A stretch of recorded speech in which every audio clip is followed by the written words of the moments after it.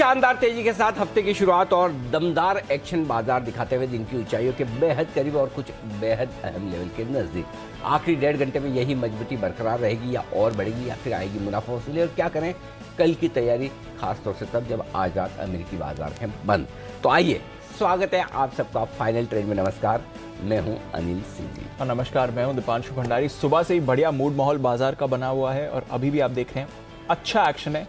Stocks, index, sectors सभी momentum हैं, तो फिर हफ्ते की अच्छी शुरुआत है। बताएं आने वाले 1.5 घंटे के लिए क्या है बड़ी बात? बिल्कुल दीप, और बड़ी बातों में यही देखिए 300 पॉइंट ऊपर निफ्टी को पिछली बार कब देखा था याद नहीं आता। अच्छा बढ़ा भी तो मतलब कॉन्फिडेंस नहीं है, लेकिन आज कॉन्फिडेंस बढ़ाने वाली तेजी है और कुछ बेहद अहम लेवल के पार निकलती हुई 16,700 के बेहद करीब पहुंचे हैं, और ये वही लेवल है जहां से आपके लिए ट्रेंड रिवर्सल के संकेत आते हुए दिखेंगे। अब 300 पॉइंट मजबूत है, लगभग 2% ऊपर। आज बैंक निफ्टी ने थोड़ा सा आराम करने का निर्णय लिया है।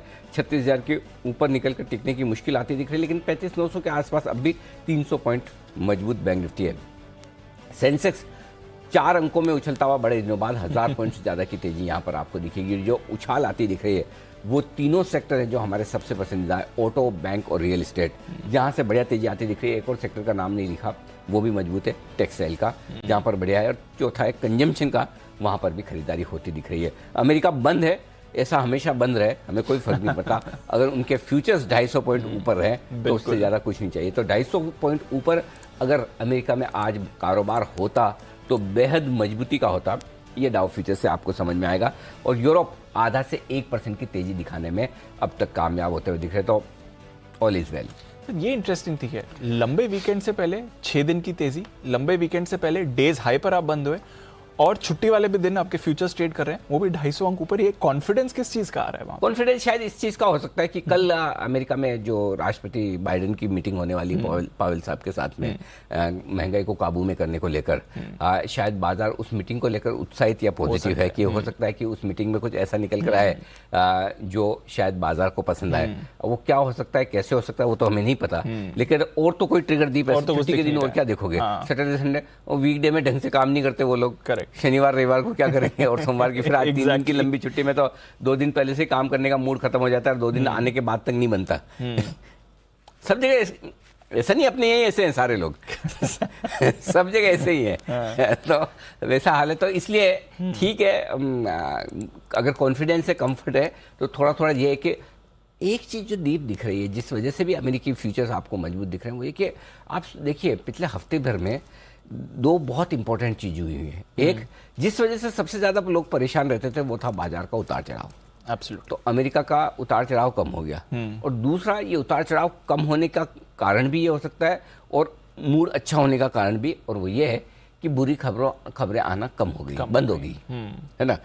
आपका इन्फ्लेशन है वही है, ब्याज दरों का जो स्टैंड है वही है, कमोडिटीज़ धीमे धीमे नीचे आ रहे हैं, स्टेबल हो चुके हैं, डॉलर इंडेक्स ऊपर जाकर नीचे ही आ रहा है। खाली ये कच्चे तेल को छोड़ दें जो थोड़ा बढ़ा है, अदरवाइज लगभग आपके सारे जो चीज़ें हैं वो स्टेबल है। सो बुरी खबरें नहीं आ रही है, मार्केट स्टेबल है, कमोडिटीज़ थोड़ी ठंडी होती दिख रही है, रिस्क लेने की ताकत लोगों में फिर से आ रही है।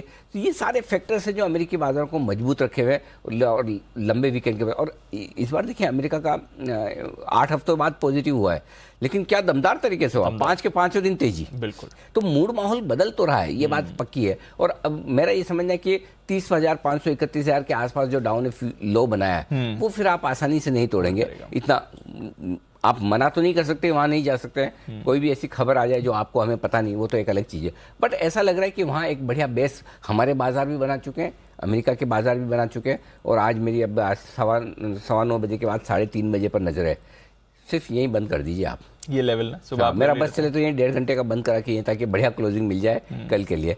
तो 16,675 के ऊपर की क्लोजिंग मिलती तो लाजवाब है, 16,600 के ऊपर की भी मिलती तो बुरी नहीं है। तो बेसिकली मैं 16,675 700 के ऊपर की क्लोजिंग देख रहा हूँ, और अगर वो हो गई तो कल मैं आपको ट्रेंड अब तक जो नेगेटिव लेकर चल रहा था पिछले 4 हफ्तों से लगातार, मैं कहता था ट्रेंड नेगेटिव, वो ट्रेंड मेरा न्यूट्रल हो जाएगा। तो ट्रेंड बदलने की तैयारी बदलने के लेवल पर हम आ चुके हैं, बस अच्छी क्लोजिंग की आना चाहिए जी। चलिए, तो ये है आपके लिए बाजार का पूरा विश्लेषण। थोड़ी देर में डेटा रीडिंग भी अनिल जी से समझेंगे। अच्छी बात है कि बैंक्स का सपोर्ट है उतना नहीं जितना आप बाकी सेक्टर्स का देख रहे हैं, तो एक अच्छा पार्टिसिपेशन इस बाजार में आपको बनते हुए दिख रहा है। आइए फिर जानते हैं कौन सी हैं खबरें जिसके दम पर बाजार एक्शन में आ रहे हैं, और साथ ही कुछ इंपॉर्टेंट ट्रिगर्स आने वाले दिनों के लिए। कुशल और अरमान दोनों हैं तैयार। कुशल, गुड आफ्टरनून, बताएं इंपॉर्टेंट ट्रिगर्स। गुड आफ्टरनून दीप। नतीजों के लिहाज से आज फाइनल डे रहने वाला है। चौथी तिमाही के नंबर्स जो लार्जली आज आ जाएंगे, उसमें निफ्टी से सन फार्मा के नंबर्स आने बाकी हैं, साथ ही एफिनो स्पेस से IRCTC, Jubilant FoodWorks, NBCC, Aurobindo pharma, Dixon tech और जेएसपीएल के नंबर्स आते हुए दिखेंगे। एलआईसी की भी बोर्ड बैठक है, नतीजों और डिविडेंड को लेकर यहां पर बड़ा फोकस रहेगा, और यूएस के बाजार तो आज शाम तक को बंद ही रहेंगे। 31 मई मंगलवार कल के दिन में कैश स्पेस से पीटीसी इंडिया, साथ ही आईपीओ जो है एथर इंडस्ट्रीज की शेयर अलॉटमेंट होती हुई दिखेगी, तो यहां पर भी फोकस रखिए। एक्स डिविडेंड ट्रेड करते हुए दिखेंगे HDFC limited, HDFC life insurance और साथ ही इन्फोसिस के शेयर, तो यहां पर फोकस रखना है। साथ ही भारत के लिहाज से फेडरल फिस्कल डेफिसिट के Q4 के जीडीपी आंकड़े आएंगे, साथ ही यूरोप के लिहाज से सीपीआई आंकड़े भी मई महीने के आते हुए दिखेंगे। And all important, Joe Biden ji वो फेड चेयरमैन पॉवेल साहब के साथ यहाँ पर बैठक करने वाले हैं कल के दिन में, तो देखना होगा कि वहां से किस तरह के निर्णय या डिस्कशंस होते हैं। आईपीओ के लिहाज से 1 जून ई मुद्रा की आईपीओ की लिस्टिंग होगी। ये कुल मिलाकर 413 करोड़ रुपए का कुल इशू साइज था। सब्सक्रिप्शन 2.72 टाइम्स होता हुआ दिखा था। एक्स डिविडेंड ट्रेड करेगा आईएफएल वेल्थ का शेयर, साथ ही लिंडे इंडिया पर भी फोकस रखिए। इन्होंने भी कुल मिलाकर 13.5 रुपए का डिविडेंड दिया था, तो वो भी एक्स डिविडेंड ट्रेड करेगा। इनफैक्ट इंश्योरेंस स्पेस फोकस में रहेगा, क्योंकि और in fact auto two wheeler auto space भी फोकस में रहेंगे, क्योंकि थर्ड पार्टी इंश्योरेंस प्रीमियम 1 जून से बढ़ते हुए नजर आएंगे 6 से 23% की रेंज में। और शुगर स्टॉक्स भी फोकस में होंगे, क्योंकि सरकार ने शुगर एक्सपोर्ट्स पर जो रिस्ट्रिक्शंस लगाए हैं वो 1 जून से लागू हो जाएंगे। 31 अक्टूबर तक ये शुगर एक्सपोर्ट्स पर रिस्ट्रिक्शंस लगाया है, ये अनाउंसमेंट पहले ही आ चुकी है। और अंत में गोल्ड ज्वेलरी को लेकर खबर है कि यहाँ पर जो सेकेंड फेज है मैंडेटरी हॉलमार्किंग का, वो इन फोर्स आता हुआ दिखेगा 1 जून ऑनवर्ड्स। तो ये है आपके लिए कुछ इंपॉर्टेंट ट्रिगर्स। अरमान के पास आते हैं नतीजों के लिए। उससे पहले एक बार जुबिलेंट फूड पुल अप कर लेते हैं, क्योंकि अभी अभी इसके नंबर्स आपकी स्क्रीन पर आते हुए दिख रहे हैं। 104 करोड़ से बढ़कर मुनाफा 116 करोड़ का आते हुए दिखा है।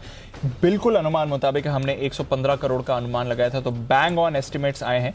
जहां तक मुनाफे की बात है, आय 1026 करोड़ से बढ़कर 1158 करोड़ की आती हुई दिख रही है।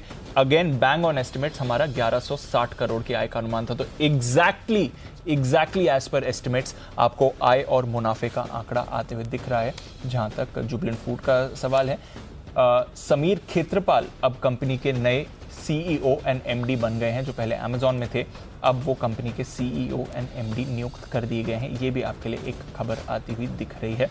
तो स्टैंड अलोन नंबर्स की मैं बात कर रहा हूं, और बिल्कुल अनुमान मुताबिक यहां पर आपके लिए स्टैंड अलोन नंबर्स आते हुए दिख रहे हैं। जहां तक जुबिलेंट फूड का सवाल है, स्टॉक भी एक्शन में आ रहा है। इनफैक्ट 3% ऊपर ये नंबर्स आने के बाद हो रहा है। इंपॉर्टेंट रहेगा किस तरह की इनकी सेम स्टोर सेल्स आती हैं। कीमतें भी बढ़ाई हैं, तो ऑफकोर्स उसका भी रेवेन्यू और मुनाफे पर एक इम्पैक्ट आते हुए दिखेगा। सेम स्टोर सेल्स ग्रोथ हम 6 से 7% का अनुमान लगा रहे हैं, तो देखते हैं वो आंकड़ा यूजुअली थोड़ी देर बाद आता है, but exactly as per estimates Jubilant food के नतीजे हैं। कुणाल जी भी अगर हैं हमारे साथ तैयार, तो एक बार चार्ट पर रिएक्शन ले लेते हैं, क्योंकि 4% ऊपर है इस समय काउंटर। इस समय बंसल जी से ही पूछ लेते हैं, अगर बंसल जी तैयार हैं। Bansal ji, good afternoon sir. एक बार जरा जुबिलेंट का चार्ट देखें, 4% ऊपर नतीजे अनुमान मुताबिक। जी हाँ दीपांशु, इसमें देखें तो एक ब्रेकआउट देखने को मिल रहा है। 522 रुपए के ऊपर एक ब्रेकआउट देखने को मिल रहा है, और जब आपने दीपांशु बोलना शुरू करा था तब 528, 530 का प्राइस था। तो 525 के नीचे के स्टॉप लॉस बैठते हैं। स्टॉक के अंदर एक पॉजिटिव क्रॉसओवर देखने को मिल रहा है, तो जिनके पास है होल्ड करे। 548, 550 एक नियर टर्म टारगेट लगता है, जहां तक ये स्टॉक रैली ले सकता है।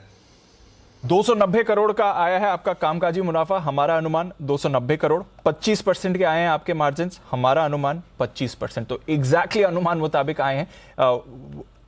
टिक बाय टिक आप देख सकते हैं। और अच्छी बात है कि मार्जिन्स एक्सपैंड करें। फूड बिजनेस है, इन्फ्लेशनरी कंसर्न्स थे, लगभग सभी पदार्थों के दाम ऊपर गए, बट इसके बावजूद कंपनी अपने मार्जिन्स एक्सपैंड कर चुकी है, इसलिए आप देख रहे हैं जुबिलेंट फूड पर ये रिएक्शन आ रहा है। एंड ऑफ कोर्स और बड़ी खबर है मैनेजमेंट चेंज, जो समीर खेत्रपाल साहब को MD एंड CEO कंपनी ने नियुक्त किया है, उस पर भी रखनी है आपको नजर। आइए, जुबिलेंट फूड पर तो बाजार रिएक्ट कर ही रहा है और बढ़िया नंबर्स पर बढ़िया रिएक्शन आ रहा है, बट और कौन से नंबर्स आ गए और कौन सी खबरें, ये भी एक बार जान लेते हैं अरमान के साथ। गुड आफ्टरनून अरमान, बताइए। ग्रीनलैंड इंडस्ट्रीज नतीजे अगर कंसोलिडेटेड मुनाफा 31 करोड़ से बढ़कर लगभग 26 करोड़ पर आता हुआ दिखा है। आय 415 करोड़ से बढ़कर लगभग 460 करोड़ के आसपास। पनामा पेट्रो कंसोलिडेटेड मुनाफा 54 करोड़ से बढ़कर 56 करोड़ पर आता हुआ दिखा है, हालांकि आय 510 करोड़ से घटकर 501 करोड़ पर आती हुई दिखी है। टेक्सटाइल इंडस्ट्रीज के लिए अच्छी खबर आती हुई दिखी है, जिसमें टेक्सटाइल इंडस्ट्री के लिए नई PLI स्कीम जल्द आ सकती है, सूत्रों के हवाले से हमें पता चला है। और नई स्कीम में लगभग 4000 करोड़ का बजट का प्रावधान किया गया है और हो सकता है कि अक्टूबर में इसकी घोषणा की जाए।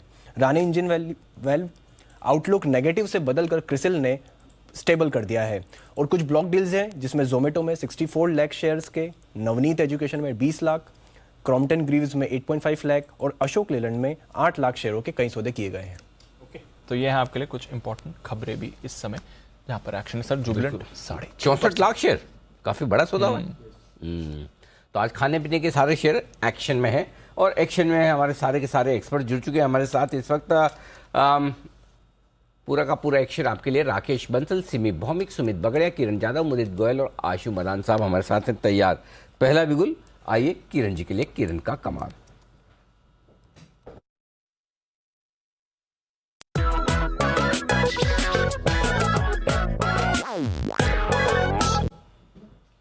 बताएं Kiran ji. Anil ji, very good afternoon, deep afternoon. एक बहुत ही एग्रेसिव कॉल रहेगा और ऑप्शन स्ट्रेटेजी है। कोल इंडिया का 190 का कॉल ऑप्शन जो कि अभी 6 रुपए 20 पैसे में मिल रहा है, वो लेने की सलाह है। आपका स्टॉप लॉस सिर्फ 1 रुपए नीचे रहेगा, 5 रुपए का आपका स्टॉप लॉस, 1 रुपए 20 पैसे का स्टॉप लॉस रहेगा। और पहला टारगेट 8 रुपए, दूसरा टारगेट 11 रुपए। इसके देने का कारण ये इंपॉर्टेंट चीज है कि जो ऑप्शन चेन डेटा में देखने को मिल रहा है, लगभग 180 से लेके 200 तक सारे के सारे दो स्ट्राइक रेट छोड़ दे तो बाकी के सारे स्ट्राइक रेट्स पे अनवाइंडिंग देखने को मिल रही है। इसका मतलब है बहुत स्ट्रॉन्ग अनवाइंडिंग देखने को मिल रही है, शॉर्ट कवरिंग के कैंडिडेट है। दूसरा जो इंपॉर्टेंट रीजन है, जो साइडवेज मूव था पिछले 8 दिनों का, उसको तोड़ दिया है। तो मेरा मानना है कि जो ये पैटर्न है वो बहुत अच्छा है। उसके साथ साथ अगर ऑप्शन चेन डेटा बहुत अच्छा देखने को मिलता है तो मेरा एग्रेसिव स्टांस आ जाती है।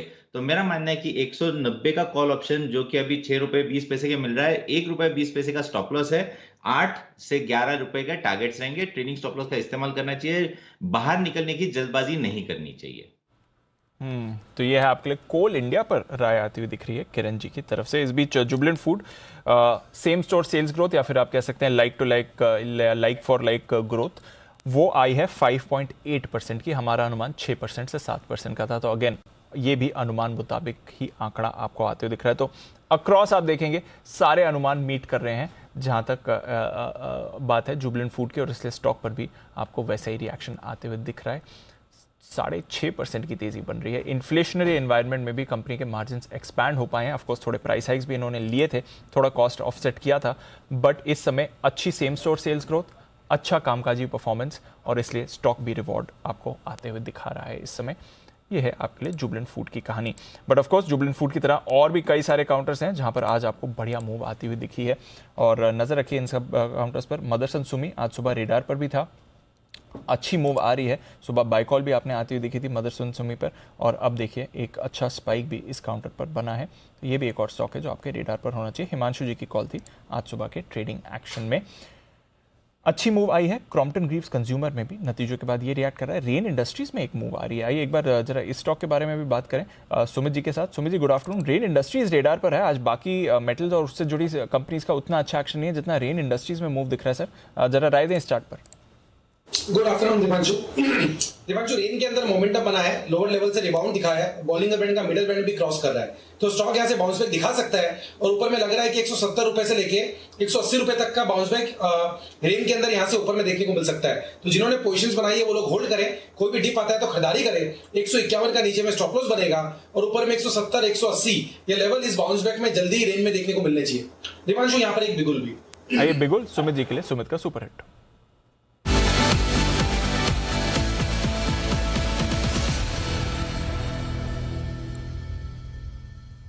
बताएं सर।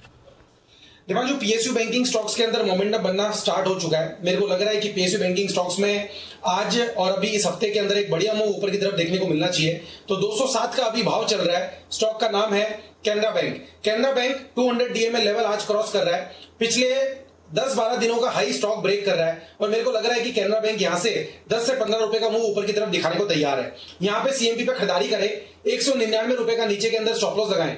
ऊपर में जो टारगेट देखने को मिल सकता है 215 रुपए का पहला टारगेट, 220 रुपए का दूसरा टारगेट। ये दो टारगेट जल्दी ही कैनरा बैंक में ऊपर की तरफ इस हफ्ते में देखने को मिलने चाहिए, इसके लिए खरीदारी करके चलने का सलाह रहेगा। ऑप्शन के जरिए भी ट्रेड लिया जा सकता है। कैनरा बैंक का 210 का कॉल अभी 5 रुपए 90 पैसा 6 पे ट्रेड कर रहा है, इसमें ट्रेड ले सकते हैं। 3 रुपए का नीचे के अंदर स्टॉप लॉस लगाएं। ऊपर में 9 रुपए से लेके 12 रुपए तक के टारगेट कैनरा बैंक के 210 के कॉल के अंदर देखने को मिल सकते हैं और स्पॉट लेवल्स पे 215 220 ये लेवल जल्दी ही देखने को मिलने चाहिए। खरीदारी करें कैनरा बैंक। ओके, तो ये है आपकी राय कैनरा बैंक में खरीदारी करने की। आइए चलते हैं आशु सर के पास और लेते हैं उनकी भी राय बाजार पर एक बार। आशु सर, लगातार आपकी राय तेजी की रही है और आप कह भी रहे थे कि कौन से स्प्रेड बना के करना है? कॉल वाले call spread, bull call spread बनाकर तेजी करें। मार्केट ऊपर आ गया है, क्या अभी भी वही स्ट्रेटेजी है, कुछ बदलाव? नहीं अनिल जी, बिल्कुल वो जो एक बैंड था 16-400 वाला, और पिछले हफ्ते बोला था कि शॉर्ट तो क्या करना नहीं है, 16-400 बहुत जल्दी आज ही क्रॉस हो गया। और अनिल जी, ये 16-600-700 एक कंसोलिडेशन जोन है और उसके 500 के ऊपर आके खड़ा हो गया तो बहुत ही हेल्दी साइन है। और मुझे लगता है कि अनिल जी वो जो टायर्ड बुल सिंड्रोम जोन है वो नहीं करना चाहिए। जो पुराने लोग जिनको कहा था कि अगर अब जब ऊपर नहीं बेचा तो नीचे नहीं बेचना, वो रुके रहे, क्योंकि क्या होता है कि पहले बाउंस में लोग बेचना शुरू कर देते हैं क्योंकि जिस तरह के लॉसेस हुए होते हैं। तो मुझे लगता है कि नहीं बेचना चाहिए। और अनिल जी, जो 3 स्टॉक्स थे कि डिप्स में लेने, रिलायंस, आईसीआईसी बैंक और एल&टी तीनों ने परफॉर्म किया है। तो अनिल जी, अभी मेरी कॉल्स 2-3 कॉल्स हैं, एक बुल स्प्रेड है और 2 कॉल्स भी हैं। और बिल्कुल जो आपने अभी एक चीज बोली कि ट्रेंड रिवर्सल हो सकता है। अभी अगर 16,700 क्रॉस कर गया तो अनिल जी 17,000 भी हम बहुत जल्दी देख लेंगे। तो अनिल जी, पिछले हफ्ते भी मैंने एक मैसेज किया था, मतलब जनरली कि गेम सबसे ज्यादा इंडेक्स में है और इंडेक्स ही सबसे ज्यादा रिवॉर्ड करेगा और इंडेक्स ही सबसे ज्यादा स्विफ्टली मूव करेगा अगर हम राइट डायरेक्शन पकड़ लेते हैं दोनों तरफ की। तो आई थिंक अभी भी ट्रेडिंग मार्केट है, बट ट्रेंड डेफिनेटली रिवर्स हुआ है और बहुत अच्छा हुआ है क्योंकि 16,500 के ऊपर कन्विंसिंग खड़े हो गए हैं। तो अनिल जी, मैं शेयर कर सकता हूं, एक तो बुल स्प्रेड है निफ्टी का और 2 स्टॉक्स की कॉल है। मैं आपके पास आ रहा हूं उसके लिए, तब तक एक बार जल्दी से आर्थिक मामलों के सचिव, उनके बयान आते हुए दिख रहे हैं इस वक्त और कुछ अहम बयान आपके सामने आते हुए दिख रहे हैं। सेक्रेटरी फॉर इकोनॉमिक अफेयर्स, और वो कह रहे हैं कि वित्त वर्ष 2023 में फर्टिलाइजर सब्सिडी 2.5 लाख करोड़ रुपए तक की होगी। आने वाले समय में महंगाई होगी कम। जीएसटी काउंसिल की बैठक होगी आपकी जुलाई में। स्टील और प्लास्टिक पर ड्यूटी जो कम की गई है हाल ही में, जिससे 10 से 15,000 करोड़ रुपए तक का नुकसान होगा। ये सारी चीज़ें वो बताते दिख रहे हैं। तो कुछ प्रेस ब्रीफिंग चल रही है जहाँ से ये सारी खबरें आपके लिए आती हुई दिखती है। और क्रिप्टो करेंसी पर कंसल्टेशन पेपर एडवांस स्टेज पर पहुँच चुका है। लेकिन इन सब में सबसे ज़्यादा काम की बात जो है वो ये कि महंगाई में कमी आएगी, इस बात को लेकर आर्थिक मामलों के सचिव पूरे कॉन्फिडेंट है। और दूसरा, क्रिप्टो करेंसी पर कंसल्टेशन पेपर एडवांस स्टेज में पहुंच चुका है। तो ये 2 बड़ी बातें और महंगाई पर ही सर सबकी नज़र बनी हुई है। इनफैक्ट आई थिंक पिछले हफ्ते हम डिस्कस भी कर रहे थे, जो ये रिसेंट सरकार के एक्शन आए हैं महंगाई को लेकर, उसका इम्पैक्ट आपको आते हुए दिखना चाहिए और डीए सेक्रेटरी भी यही बात आपको बता रहे हैं। तो नज़र रखिए, महंगाई पर सरकार ने जो कई कदम पिछले हफ्ते उठाए हैं उसका इम्पैक्ट आपको देखने को मिले। आइए बढ़ते आगे और एक बार जल्दी से पहले मुदित जी के लिए एक बिगुल और उसके बाद हम आशु सर के पास चल रहे हैं उनकी कॉल्स के लिए। मुनाफे वाले मुदित,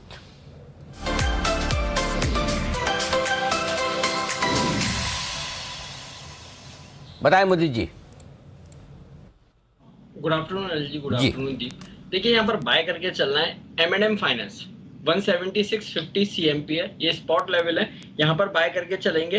पहला टारगेट बनेगा 182 का, दूसरा टारगेट 184 का, स्टॉप लॉस बनेगा 174 का। जिस तरह के स्ट्रक्चर बने हुए हैं, जो लास्ट करीब 2 महीने से जो कंसोलिडेशन देखने को मिल रहा था, उस कंसोलिडेशन का ब्रेकआउट देखने को मिला है। साथ के साथ 160 के आसपास स्टॉक ने डबल बॉटम पैटर्न बनाया, उसके डबल बॉटम के बाद एक बढ़िया बाउंस बैक ड्यू हो जाता है, उस तरह का बाउंस बैक देखने को मिला है। और अच्छी चीज जो वीकली चार्ट्स पर नजर आ रही है, जो कंसोलिडेशन था उसका ब्रेकआउट आया है, वॉल्यूम के साथ यहाँ पर ब्रेकआउट देखने को मिल रहा है। जो तेजी हम देख रहे हैं और एक्सटेंड होगी, 180 टू 184 के टारगेट्स देखने को मिलेंगे, बाय करके चलेंगे। स्टॉप लॉस रहेगा 174 का। ओके, तो ये है आपके लिए 174 के स्टॉप लॉस के साथ M&M फाइनेंस में खरीदारी करने की राय। आइए बिगुल, अब आशु सर के लिए स्विंग के सुल्तान आशु मदान।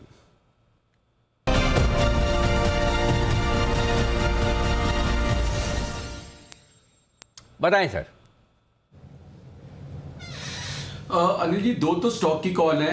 पहला स्टॉक है अनिल जी, जो मैं पिछले 15-20 दिन में शायद 2 बार दे चुका हूं, और अभी भी मुझे लगता है कि अनिल जी वो एक अच्छी मूव के लिए और तैयार हो रहा है, क्योंकि वो सबसे पहले रिवर्स हुआ और जो बीच में उसने करेक्शन होना था वो भी हो गया। वो है रिलायंस इंडस्ट्रीज। अनिल जी 2650 के अराउंड फ्यूचर चल रहा है, 2590 के स्टॉप लॉस से 2650 चल रहा है, 2590 के स्टॉप लॉस से लेना है अनिल जी, तो 2750-2800 का टारगेट है। अगर ये मार्केट में ऊपर जाना है तो अनिल जी रिलायंस बिल्कुल लीड करेगा, अभी भी लीड कर रहा है, पहले भी उसने लीड किया, मतलब पहले तो डिफाई किया उसने, जो मंदी में रिलायंस ने पार्टिसिपेट ही नहीं किया। और अब भी अनिल जी निफ्टी मुझे बैंक निफ्टी से ज्यादा अच्छा लग रहा है, तो हम निफ्टी के कंपोनेंट्स ढूंढ रहे हैं कि कौन कौन से हो सकते हैं। उसमें एक स्टॉक है अनिल जी बिल्कुल रिलायंस, इसको 2590 के स्टॉप लॉस से लेना है। अनिल जी मैंने मेंशन किया कि निफ्टी के कंपोनेंट्स हैं, तो उसमें अनिल जी अभी पीएसयू बैंक्स की सुमित ने बात की, तो मुझे लगता है कैन बैंक के साथ बैंक ऑफ बड़ौदा में भी बहुत अच्छी एक स्ट्रेंथ नजर आ रही है। और पिछले दिनों में अनिल जी एक्सपायरी में हमने इसके एक्सीडेंट की पुट भी दिलाई थी 97.5 वाली, और जो नीचे 93 तक ये आ गया था, और वहां से रिवर्सल लेके अनिल जी 100 रुपए के आसपास खड़ा हो गया है। मुझे लगता है 100-102 में अनिल जी कंसोलिडेशन है, और जून के महीने में अगर ट्रैक्शन आया पीएसयू बैंक्स में, जो कि लग रहा है, तो ये भी एक मूव करेगा। दोनों Anil ji Nifty bank Nifty से ज्यादा अच्छी लग रही है, और पीएसयू बैंक्स पर्टिकुलरली बेटर लग रहे हैं। तो दो तो अनिल जी ये स्टॉक्स की कॉल है। और तीसरा अनिल जी एक बुल स्प्रेड है, जिसमें अनिल जी अभी जो स्पॉट निफ्टी चल रहा है वो 643 चल रहा है, 16643। तो अनिल जी हमें एट द मनी या इन द मनी कॉल कह सकते हैं, जिसका जो है 16600 की एक कॉल लेनी है, 16800 की 2 कॉल बेचनी है। अनिल जी फिर रिपीट कर रहा हूं, 16600 की एक कॉल लेनी है, 16800 की 2 कॉल लेनी है। ये बुल स्प्रेड बनेगा 2829 रुपए में। तो 2829 रुपए की कॉस्टिंग का मतलब हो गया अनिल जी आप 629 पे निफ्टी लॉन्ग हो गए। डाउनसाइड रिस्क अगर यहां से 300 पॉइंट बढ़ने के बाद या पिछले 2 दिनों में 600 पॉइंट बढ़ने के बाद 100-200 पॉइंट घट जाता है, तो अनिल जी मैक्सिमम लॉस 28 रुपए होगा। वो भी 28 नहीं होता, क्योंकि थर्सडे तक वैल्यू रहेगी, तो कभी भी निकल सकते हैं। ऊपर में अनिल जी ये 7000 तक सेफ है। तो अगले 3 दिन के लिए Anil ji Tuesday, Wednesday, Thursday, यहां से अगर मूव आता है 16700 क्रॉस करता है और 850-900 की तरफ जाता है, तो अनिल जी इस बुल स्प्रेड में फिर जैकपॉट लग जाएगा। तो कॉल लेनी है 16600 की एक, 16800 की 2 बेचनी है। कॉस्ट है 28 रुपए, सेफ है 17000 तक, डाउनवर्ड रिस्क कोई नहीं है, बाइस पॉजिटिव है, और इस पे प्ले करना है। और अनिल जी एक और चीज आपसे शेयर करनी थी, मैं जयपुर गया था, आपने वो पिक्चर्स भी शेयर की, मतलब वो एक्चुअली अनिल जी इतना बढ़िया नजारा था कि जिस फ्लोर पे जाओ 10-10, 12-12 टीवी लगे थे लाइन से स्क्वायर में, और अनिल जी सब जगह जी बिजनेस चल रहा था। तो मतलब एक ना डिफरेंट एक्सपीरियंस था। So I was tempted to share with you, और थैंक्स टू यू कि आपने सारे व्यूअर्स से भी शेयर किया। और अनिल जी एक और चीज आपसे शेयर करता हूं, अनिल जी वहां पे कम से कम 50-60-100 डीलर मुझे मिले, और मैंने उनसे पूछा कि आप इतना जी बिजनेस देखते हैं तो सबसे ज्यादा किस एनालिस्ट की कॉल पे काम करते हैं? तो कहते हैं हम जी अनिल जी की कॉल पे सबसे ज्यादा काम करते हैं। मतलब उन्होंने एनालिस्ट का नाम नहीं हो, कह रहे हैं अनिल जी की कॉल पे ज्यादा काम करते हैं। तो मैंने कहा आपको जाके बोलूंगा आप अपनी कॉल्स की संख्या थोड़ी बढ़ाइए फिर। मैं तो देता ही नहीं, मैं कहां देता हूं, मेरी तो हार्डली कभी कभार 2000 निकल के आते हैं, ज्यादा तो तभी तो अनिल जी वेट करते रहते हैं वो, वेट करते रहते हैं अनिल जी। अच्छा भाई, तो ये सारे आपके स्वागत में लगाएं कि आशु जी आ रहे हैं तो सब जगह जी बिजनेस लगा दो, ऐसा तो नहीं है, वाकई में चलते ना ऐसा, या एक बार स्टिंग ऑपरेशन करवाऊं? अनिल जी नहीं अनिल जी, ये तो क्या बड़ी अच्छी बात है, अगर मेरे आने पे जी बिजनेस चल रहा है तो इसका मतलब कहीं ना कहीं हमारी आपसे जो एसोसिएशन और प्यार है उसकी कंफर्मेशन है। So I am happy if that is the case also. नहीं 100%, और बिल्कुल जयपुर में तो क्या है वाकई में, मतलब कुछ शहर तो ऐसे ना जहाँ पे मतलब वो शहर ही हमें घर जैसा फील होता है, क्योंकि वहाँ पे इतने दर्शक है बता नहीं सकते हैं। ज़्यादातर गुजरात के शहर, इवन राजस्थान के शहर, मध्य प्रदेश, ये ज़्यादा हिंदी बेल्ट जो है वहाँ पर तो बहुत ही ज़्यादा मतलब डेंसिटी जो है दर्शकों की वो काफ़ी ज़्यादा है। और आशुतोष बहुत बढ़िया, बहुत अच्छा लगा आपने वहाँ से तस्वीर भेजी। बस बढ़िया बात ये कि आप टूर पे हैं, मीटिंग्स कर रहे हैं, लोगों से मिल रहे हैं, लेकिन दिमाग में पूरा, तो चलिए बढ़िया है। आशुतोष की तरफ से ये 16,600 वाला एक कॉल लेना है, 16,800 वाले 2 बेचने हैं, 28 रुपए की कॉस्ट में ये बन जाएगी स्ट्रेटेजी। 17,000 तक आप सेफ हैं, उसके ऊपर निकल गए तो नुकसान शुरू होगा और उसमें कोई माइंड नहीं करेगा। 17,000 का निफ्टी आ जाए, थोड़ा नुकसान हो जाए तो बाकी बचे हुए में भी तो पैसा बनेगा। ऐसा थोड़ी खाली इसी में नुकसान लगेगा, बाकी इतने सारे भर भर के ट्रक भर भर के जो आपके पास शेयर पड़े हैं उनके दाम बढ़ेंगे तो मुस्कुराहट तो ज़्यादा आएगी। और आपकी मुस्कुराहट बढ़ाने के लिए तैयार है इस वक्त हमारे साथ मोदी जी के लिए बिल्कुल मुनाफे वाले मुदित।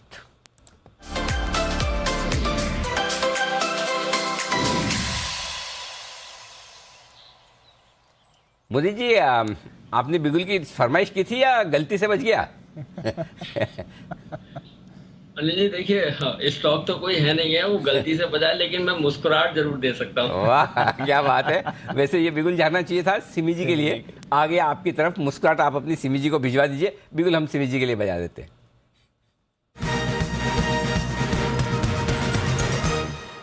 जी सिमी जी, गुड आफ्टरनून, बताइए। Good afternoon Anil ji. मेरा अभी का कॉल होगा अपोलो टायर्स। अपोलो टायर्स मेरा इस सीरीज का पिक ऑफ द सीरीज था। फ्राइडे को मैंने दिया था अपोलो टायर्स, 214 का भाव था, अभी 220 का भाव है। मेरा टारगेट था 225 235। तो यहाँ पे मुझे लगता है कि एक नया हाई देखने को मिलना चाहिए। 220 के आसपास अभी भाव है। मुझे लगता है कि पहला टारगेट होगा 224, दूसरा होगा 227, तीसरा 230 और इस फ्राइडे तक 235 का भी हाई बन जाना चाहिए। बहुत ही स्ट्रॉन्ग है, पूरा ऑटो सेक्टर जूम कर रहा है और उसमें अगर ऑटो एंसिलरी में टायर्स देखेंगे तो बालकृष्ण इंडस्ट्रीज लास्ट वीक से ही स्ट्रॉन्ग है, MRF टायर्स भी स्ट्रॉन्ग है, तो अभी अपोलो टायर्स का भी बारी है। तो मुझे लगता है कि यहाँ से बहुत अच्छा मूवमेंट देखने को मिलना चाहिए। मेरा टारगेट जो है फ्राइडे तक आ जाएगा। 235 का मेरा ओवरऑल टारगेट है। करंट लेवल पर खरीदिए और आज का जो एडिशन है इसके लिए 217 का स्टॉप लॉस होगा। ओके, 217 के स्टॉप लॉस के साथ आपको अपोलो टायर में करनी है खरीदारी। और ये स्टॉक इस सीरीज के स्टॉक के तौर पर भी शुक्रवार को पसंद किया। आज सोमवार है, लगातार दूसरे दिन। देखिए सिमी जी की कंसिस्टेंसी, एक बार ऐसा नहीं कि पसंद करके रिकमेंड करके छोड़ दिया, लगातार उस पर नजरें बनाए हुए, बार बार लगातार यहाँ पर खरीदारी करने की राय। और एक नहीं, 2 नहीं, 3 नहीं, पूरे 4 टारगेट के साथ यहाँ पर आते हैं। आइए बढ़ते आगे। औरोबिंदो फार्मा पेश करेगा नतीजे अपने। आज 2:25 का वक्त है। नतीजों का अनुमान बताने के लिए कुशल तैयार है। कुशल समय मैंने ऐसे ही बताया। औरोबिंदो फार्मा का 2:25 का, आपके अपीयरेंस का, तीनों का कोई ऐसा नहीं कोई कॉम्बिनेशन है, लेकिन रिजल्ट है ना आपके पास? हाँ, नंबर्स तो है सर। बताइए कैसे आएंगे? नंबर्स यहाँ पर कमज़ोर दिख रहे हैं। स्पेसिफिकली रेवेन्यू फ्रंट पर करीबन 3% की गिरावट के साथ 5,830 करोड़ पर रह सकती है कंपनी की आय, क्योंकि यहाँ पर EU सेल्स, जो यूरोपियन यूनियन की सेल्स हैं, वहाँ पर तो अच्छी ग्रोथ एक्सपेक्टेड है 13.5% की, बट उसके मुकाबले अगर आप US सेल्स को देखेंगे तो करीबन 4% की गिरावट वहाँ पर हम एक्सपेक्ट करके चल रहे हैं, जिस वजह से ओवरऑल रेवेन्यू में हमें गिरावट देखने को मिल रही है। इनफैक्ट एबिटा लेवल पर भी 23% की गिरावट के साथ 973 करोड़ पर हमारा अनुमान है। और साथ ही कंपनी की मार्जिन्स पर भी डीप कट एक्सपेक्टेड है। 21.2% के मुकाबले इस बारी 16.7% की मार्जिन्स कंपनी रिपोर्ट कर सकती है। और मुनाफे के लिहाज से भी 32% गिरकर 548 करोड़ पर यह आंकड़ा भी आता हुआ दिख सकता है। बट डेफिनेटली ये जरूर देखना होगा कि EU बिजनेस जो है इनका, उसको लेकर किस तरह का मार्जिन ट्रेंड रहने वाला है आगे, उसको लेकर क्या आउटलुक है। और साथ ही US सेल्स जो इस बार हम एक्सपेक्ट कर रहे हैं 4% की डिक्लाइन होगी, आगे को लेकर यहाँ पर उनकी क्या प्रोडक्ट लॉन्च पाइपलाइन है और किस तरह से यहाँ पर ये मार्जिन्स को कंट्रोल कर सकते हैं। ओके, तो ये है आपके लिए राय इस वक्त औरोबिंदो फार्मा पर आती हुई नतीजों के लिहाज से। और स्टॉक एकदम सुस्त है, कहीं ऊपर या नीचे जाने की तैयारी में है नहीं, मूड में है नहीं। आइए 2:30 बजे आपके साथ जुड़ेंगे सेठी साहब भी और देंगे आपको कुछ बेहतरीन पिक्स भी। इससे पहले एक और बिगुल, मेरे ख्याल से सुमित जी तैयार है। सुमित जी के लिए बिगुल, सुमित का सुपरहिट।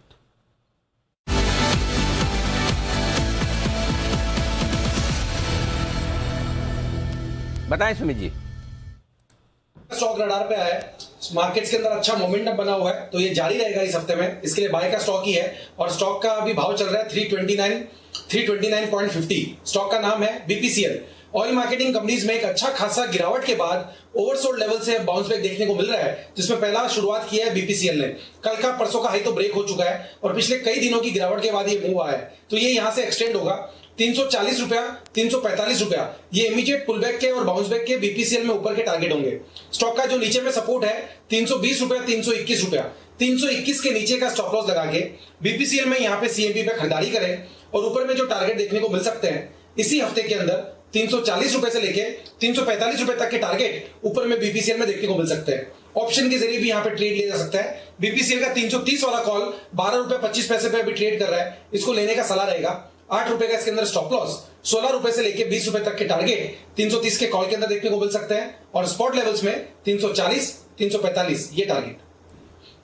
बीपीसीएल के इस कॉल में पैसे बने ना बने, भाव बढ़े ना बढ़े, लेकिन सुमित जी आपने एक काम जरूर किया है, लोगों की भावनाओं पर जो मरहम लगाने का काम किया है, इसके लिए इतिहास में आपको हमेशा याद रखा जाएगा।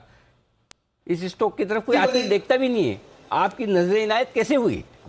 अनिल जी पैसे भी बनेंगे, ये स्टॉक ओवरसोल्ड लेवल से यहां से बाउंस बैक दिखा रहा है और ये चलना ही चाहिए इस हफ्ते के अंदर। जिस तरह से इसने ओवरसोल्ड लेवल से आज एक सेकंड हाफ में बाउंस दिखाना चालू किया है, ये सेकंड हाफ में आज चलेगा और इस हफ्ते के अंदर 10 से 15 रुपए का सिर्फ मैंने बाउंस बैक का टारगेट दिया है। अगर ये बाउंस बैक के टारगेट अचीव हुए तो और भी ऊपर के लेवल देखने को मिलेंगे, तो स्टॉप लॉस और रिस्क रिवॉर्ड रेशियो बढ़िया बैठा है, मेरे हिसाब से तो खरीदारी कर लेना चाहिए। खरीदारी करने की राय बीपीसीएल के इस कॉल ऑप्शन में आपके लिए आती हुई दिख रही है। आइए सेठी साहब हमारे साथ फोन लाइन पर तैयार हैं, उससे पहले किरण जी भी तैयार हैं, तो आइए जल्दी से बिगुल किरण जी के लिए किरण का कमाल।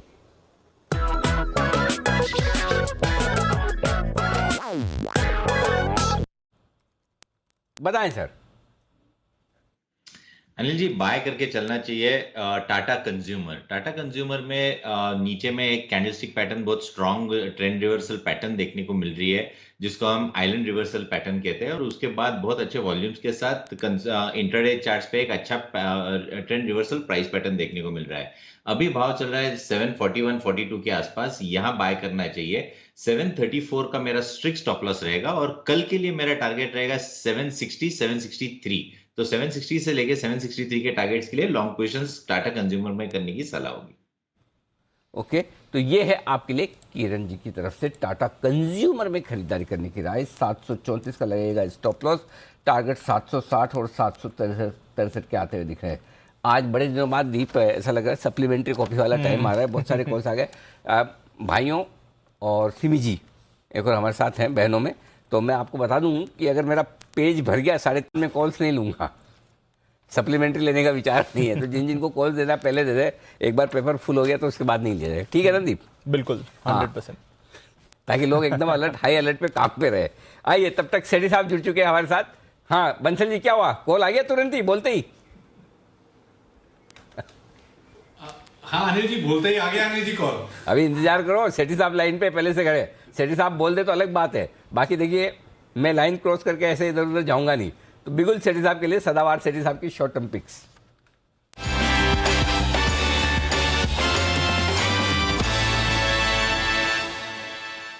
सेठी साहब कॉल्स कितने भी रहने दो, पूरे पेज में आपकी 2 लाइन तो 2:30 बजे वाली फिक्स है, चिंता न करें। 2 से ज्यादा की कभी जरूरत हो तो बता दीजिएगा, बाकी वो वाला तो एकदम आपको रिजर्व कोटा में, तो टेंशन बिल्कुल भी न ले।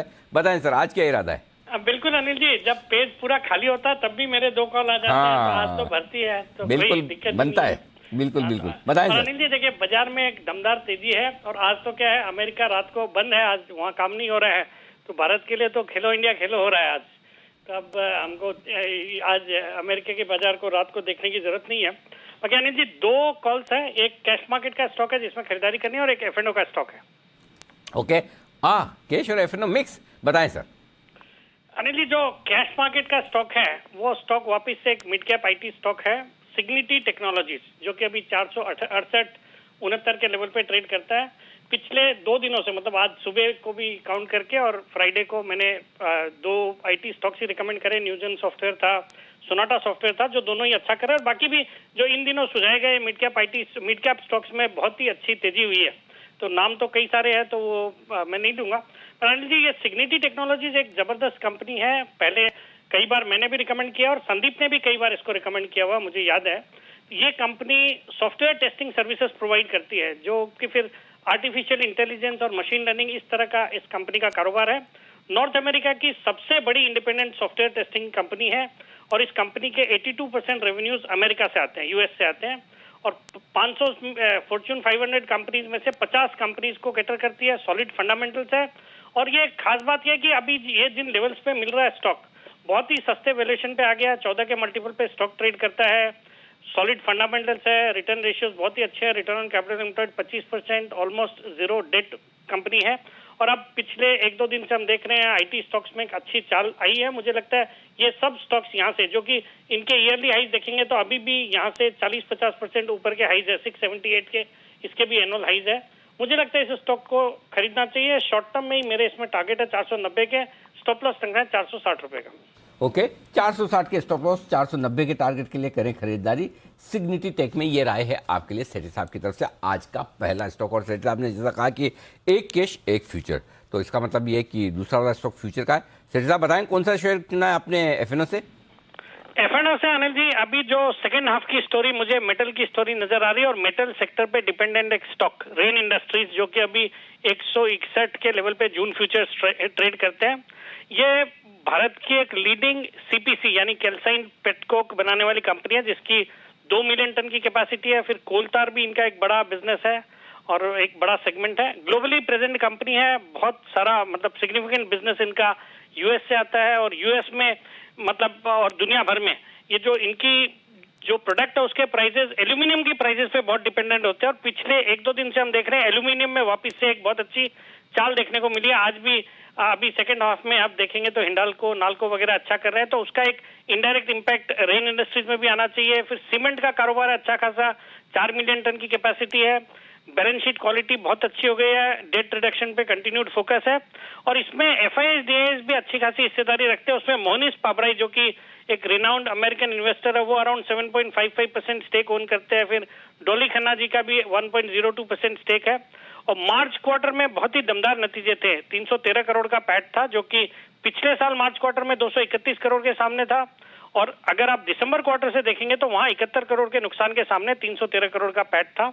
वैल्यूएशन अब बहुत सस्ते हो गए। मुझे लगता है ये स्टॉक भी अपने जो हाइज है 272 के हाइज थे वहां से अच्छा खासा पिट गया, यहाँ से बिल्कुल चलने को तैयार है। तो इन 161 इन लेवल्स पे इसमें खरीदारी करने की सलाह है और मेरा इसमें शॉर्ट टर्म का टारगेट है 170 रुपए का और स्टॉप लॉस रखना है 155 रुपए का। 155 के स्टॉप लॉस के साथ खरीदारी करें रेन इंडस्ट्रीज में। मेटल से रिलेटेड है कोई ऐसा तो नहीं कि मानसून समय से पहले आ रहा है केरल में और मुंबई वगैरह में, तो उस वजह से रेन इंडस्ट्री पसंद नहीं है ना? नाम में इसके रेन है बट रेन से मुझे नहीं लगता कुछ लेना देना है इसका। अरे कैसे नहीं है? कैसे है? अरे है बिल्कुल, सिमी जी को पूछो।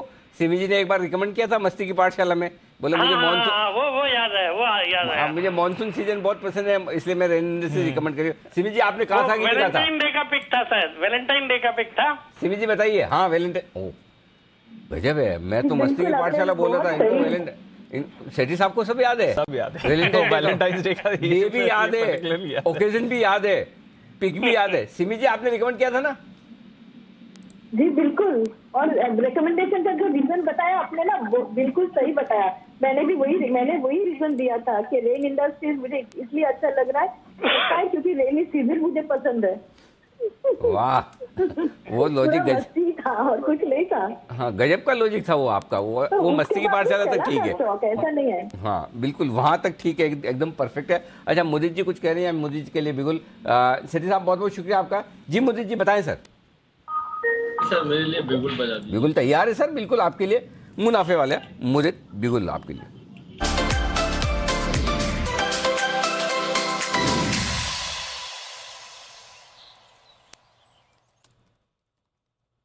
बताएं मुदित जी।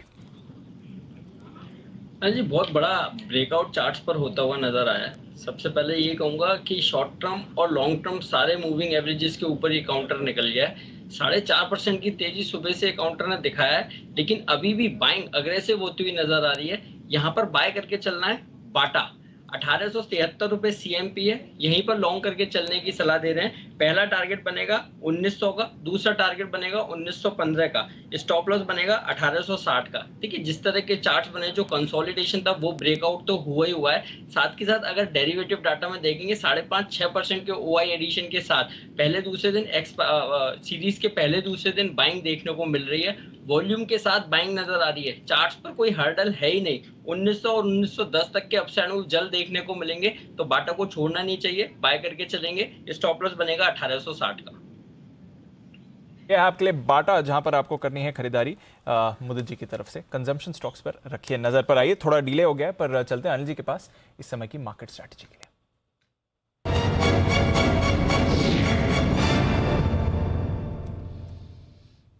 सर, एक्शन तो बढ़िया बन रहा है बाजार में, स्टॉक्स और मार्केट्स दोनों ही काफी बढ़िया मूव इस समय दिखा रहे हैं। डेटा और नजर रखिए, अमेरिकी डेटा तो तैयार, लेकिन उससे पहले वो बंसल जी से वादा किया था ना। अच्छा, सेठी साहब के बाद आपकी स्टडी होंगे। बंसल जी, सेठी साहब के बाद ही बोला था ना आपको। बिल्कुल अनिल जी, सेठी साहब के बाद ही बोला था। तो कोई बात नहीं, मेरी स्टडी बाद में आ जाएगी, पहले बंसल जी के लिए बिल्कुल। और बंसल जी, उसमें मेरा एक ऑब्जेक्शन भी है, वो जो आपको होना चाहिए। तो मैं तो अपनी स्ट्रेटेजी कुर्बान कर रहा हूँ आपके लिए बाद में। मोदी जी ने नहीं किया, मोदी जी ने तो अपना बिल्कुल भैया फटाफट अपनी स्ट्रेटेजी दी। मोदी जी ने दिल नहीं दिखाया, पर तो बंसल जी ने मांगा हुआ है मेरे पहले। तो देख लो, आपस में आप देख लो, समझ लीजिएगा बाद में। पहले बिल्कुल बंसल जी के लिए चार्ट कॉर्नर का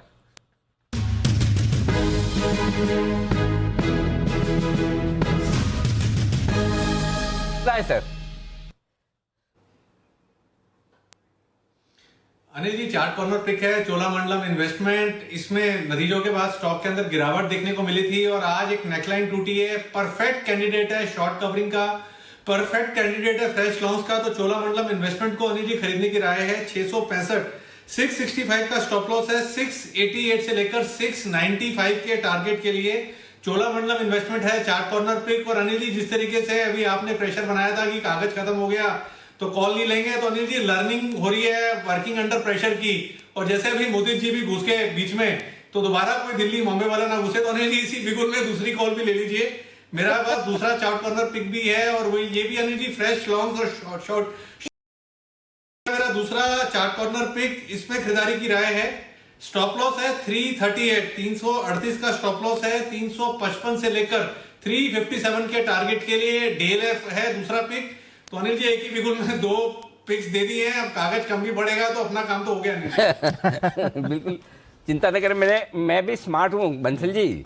जैसे मैंने बता दिया कि जैसे कई बार ऐसा होता है ना कि वो आपको एग्जाम में बता दिया कि बोल दे एग्जामिनर, जो मतलब बोर्ड वाले एग्जाम नहीं, नॉर्मल वाले जो एग्जाम होते हैं उसमें क्या होता है, बता देते हैं कि भाई आपका पेपर आएगा बड़ा लेंदी, बच्चों तैयारी रखना, और कॉपी इतनी मिलेगी।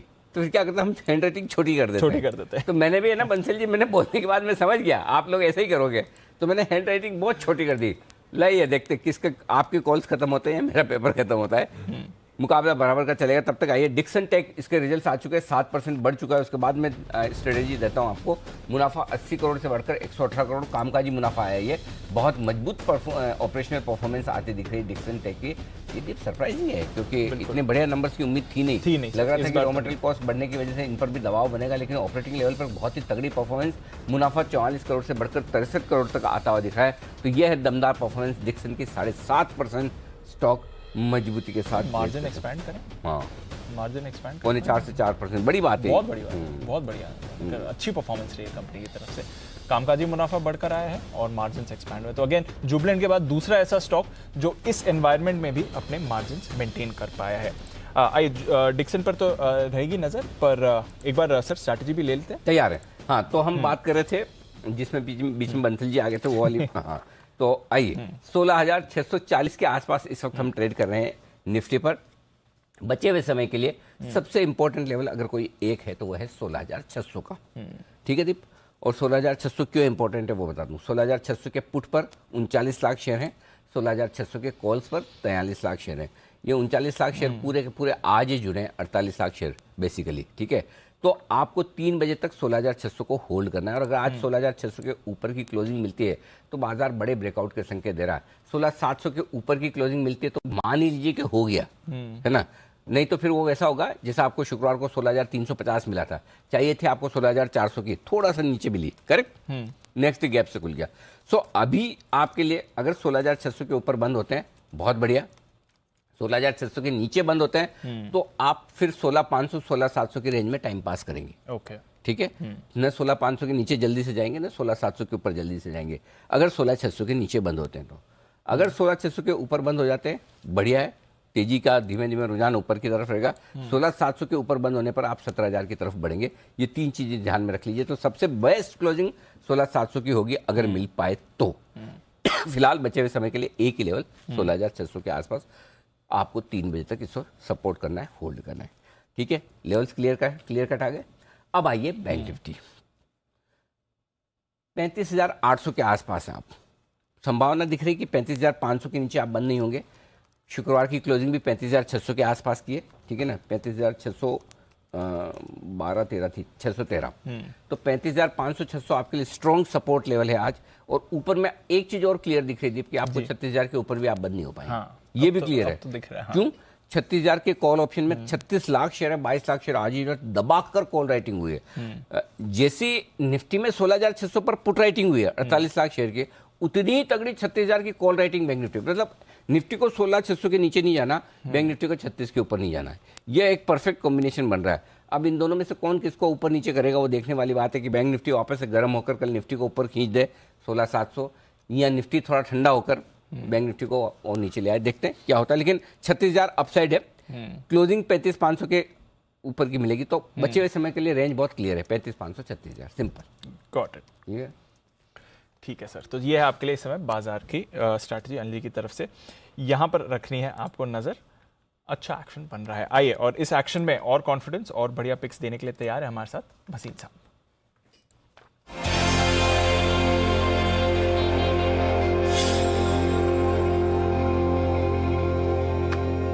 स्वागत है आपका भसीन साहब। नमस्कार सर। 3 पिक दोपहर सुबह वाली आपकी कमाल कर रही है। और बताएं सर एक बार आउटलुक भी, अपडेट भी, उसके बाद फ्रेश पिक्स की तरफ बढ़ेंगे।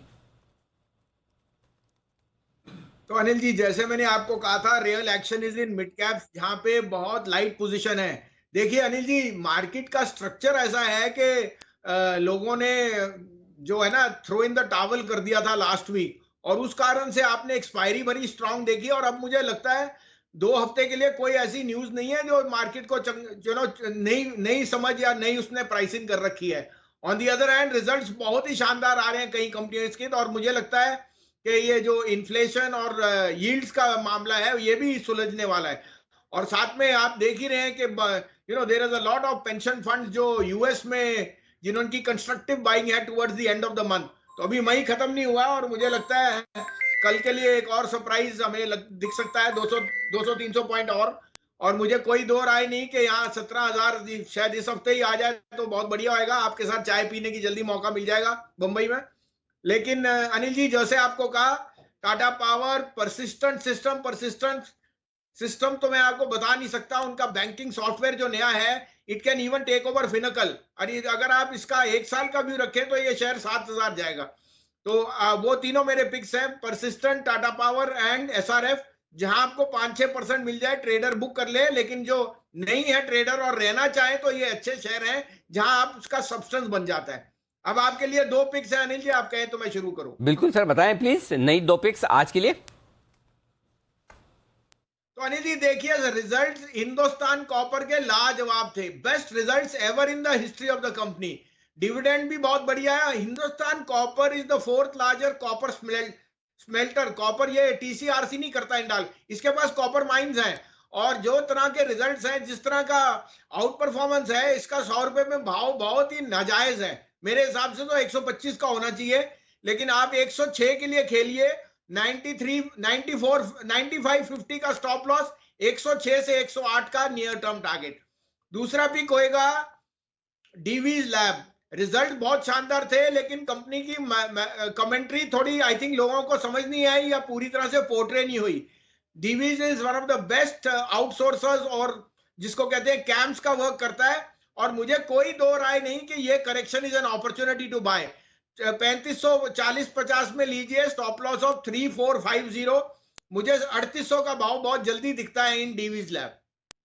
तो दो ऐसे स्टॉक्स जहां पर हल्का करेक्शन हुआ है नतीजों के बाद, लेकिन है दमदार रिजल्ट, दमदार कंपनियां, यहां पर करनी है आपको खरीदारी। ये राय आपके लिए बसिन साहब की तरफ से। हिंदुस्तान कॉपर 101 के आसपास, डिवीज लैब 3540-50 के आसपास, यहां पर करनी है खरीदारी। धन्यवाद सर, कल सुबह फिर से होगी आपसे मुलाकात, तब देखते हैं क्या कुछ एक्शन होने वाला है। एक्शन को बढ़ाते हैं आगे। हाँ, सिमी जी तैयार है अपने नॉन स्टॉप शेयर के साथ।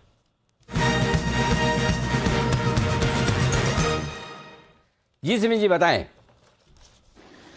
अनिल जी, दरअसल मुझे लगा था डिक्सन का जब रिजल्ट्स आप लोग डिस्कस कर रहे थे तभी मुझे मौका मिल जाएगा, क्योंकि तब इसमें ब्रेकआउट आ रहा था जो मैं एंटिसिपेट किया था सुबह ही, और मैंने एक डिक्सन का बाय कॉल मेरे क्लाइंट्स के लिए दिया था। रिजल्ट्स अभी आया और मेरा जो टारगेट था वो हासिल होने के लिए रुक गया है। मैं सिर्फ अपडेट देना चाह रही थी।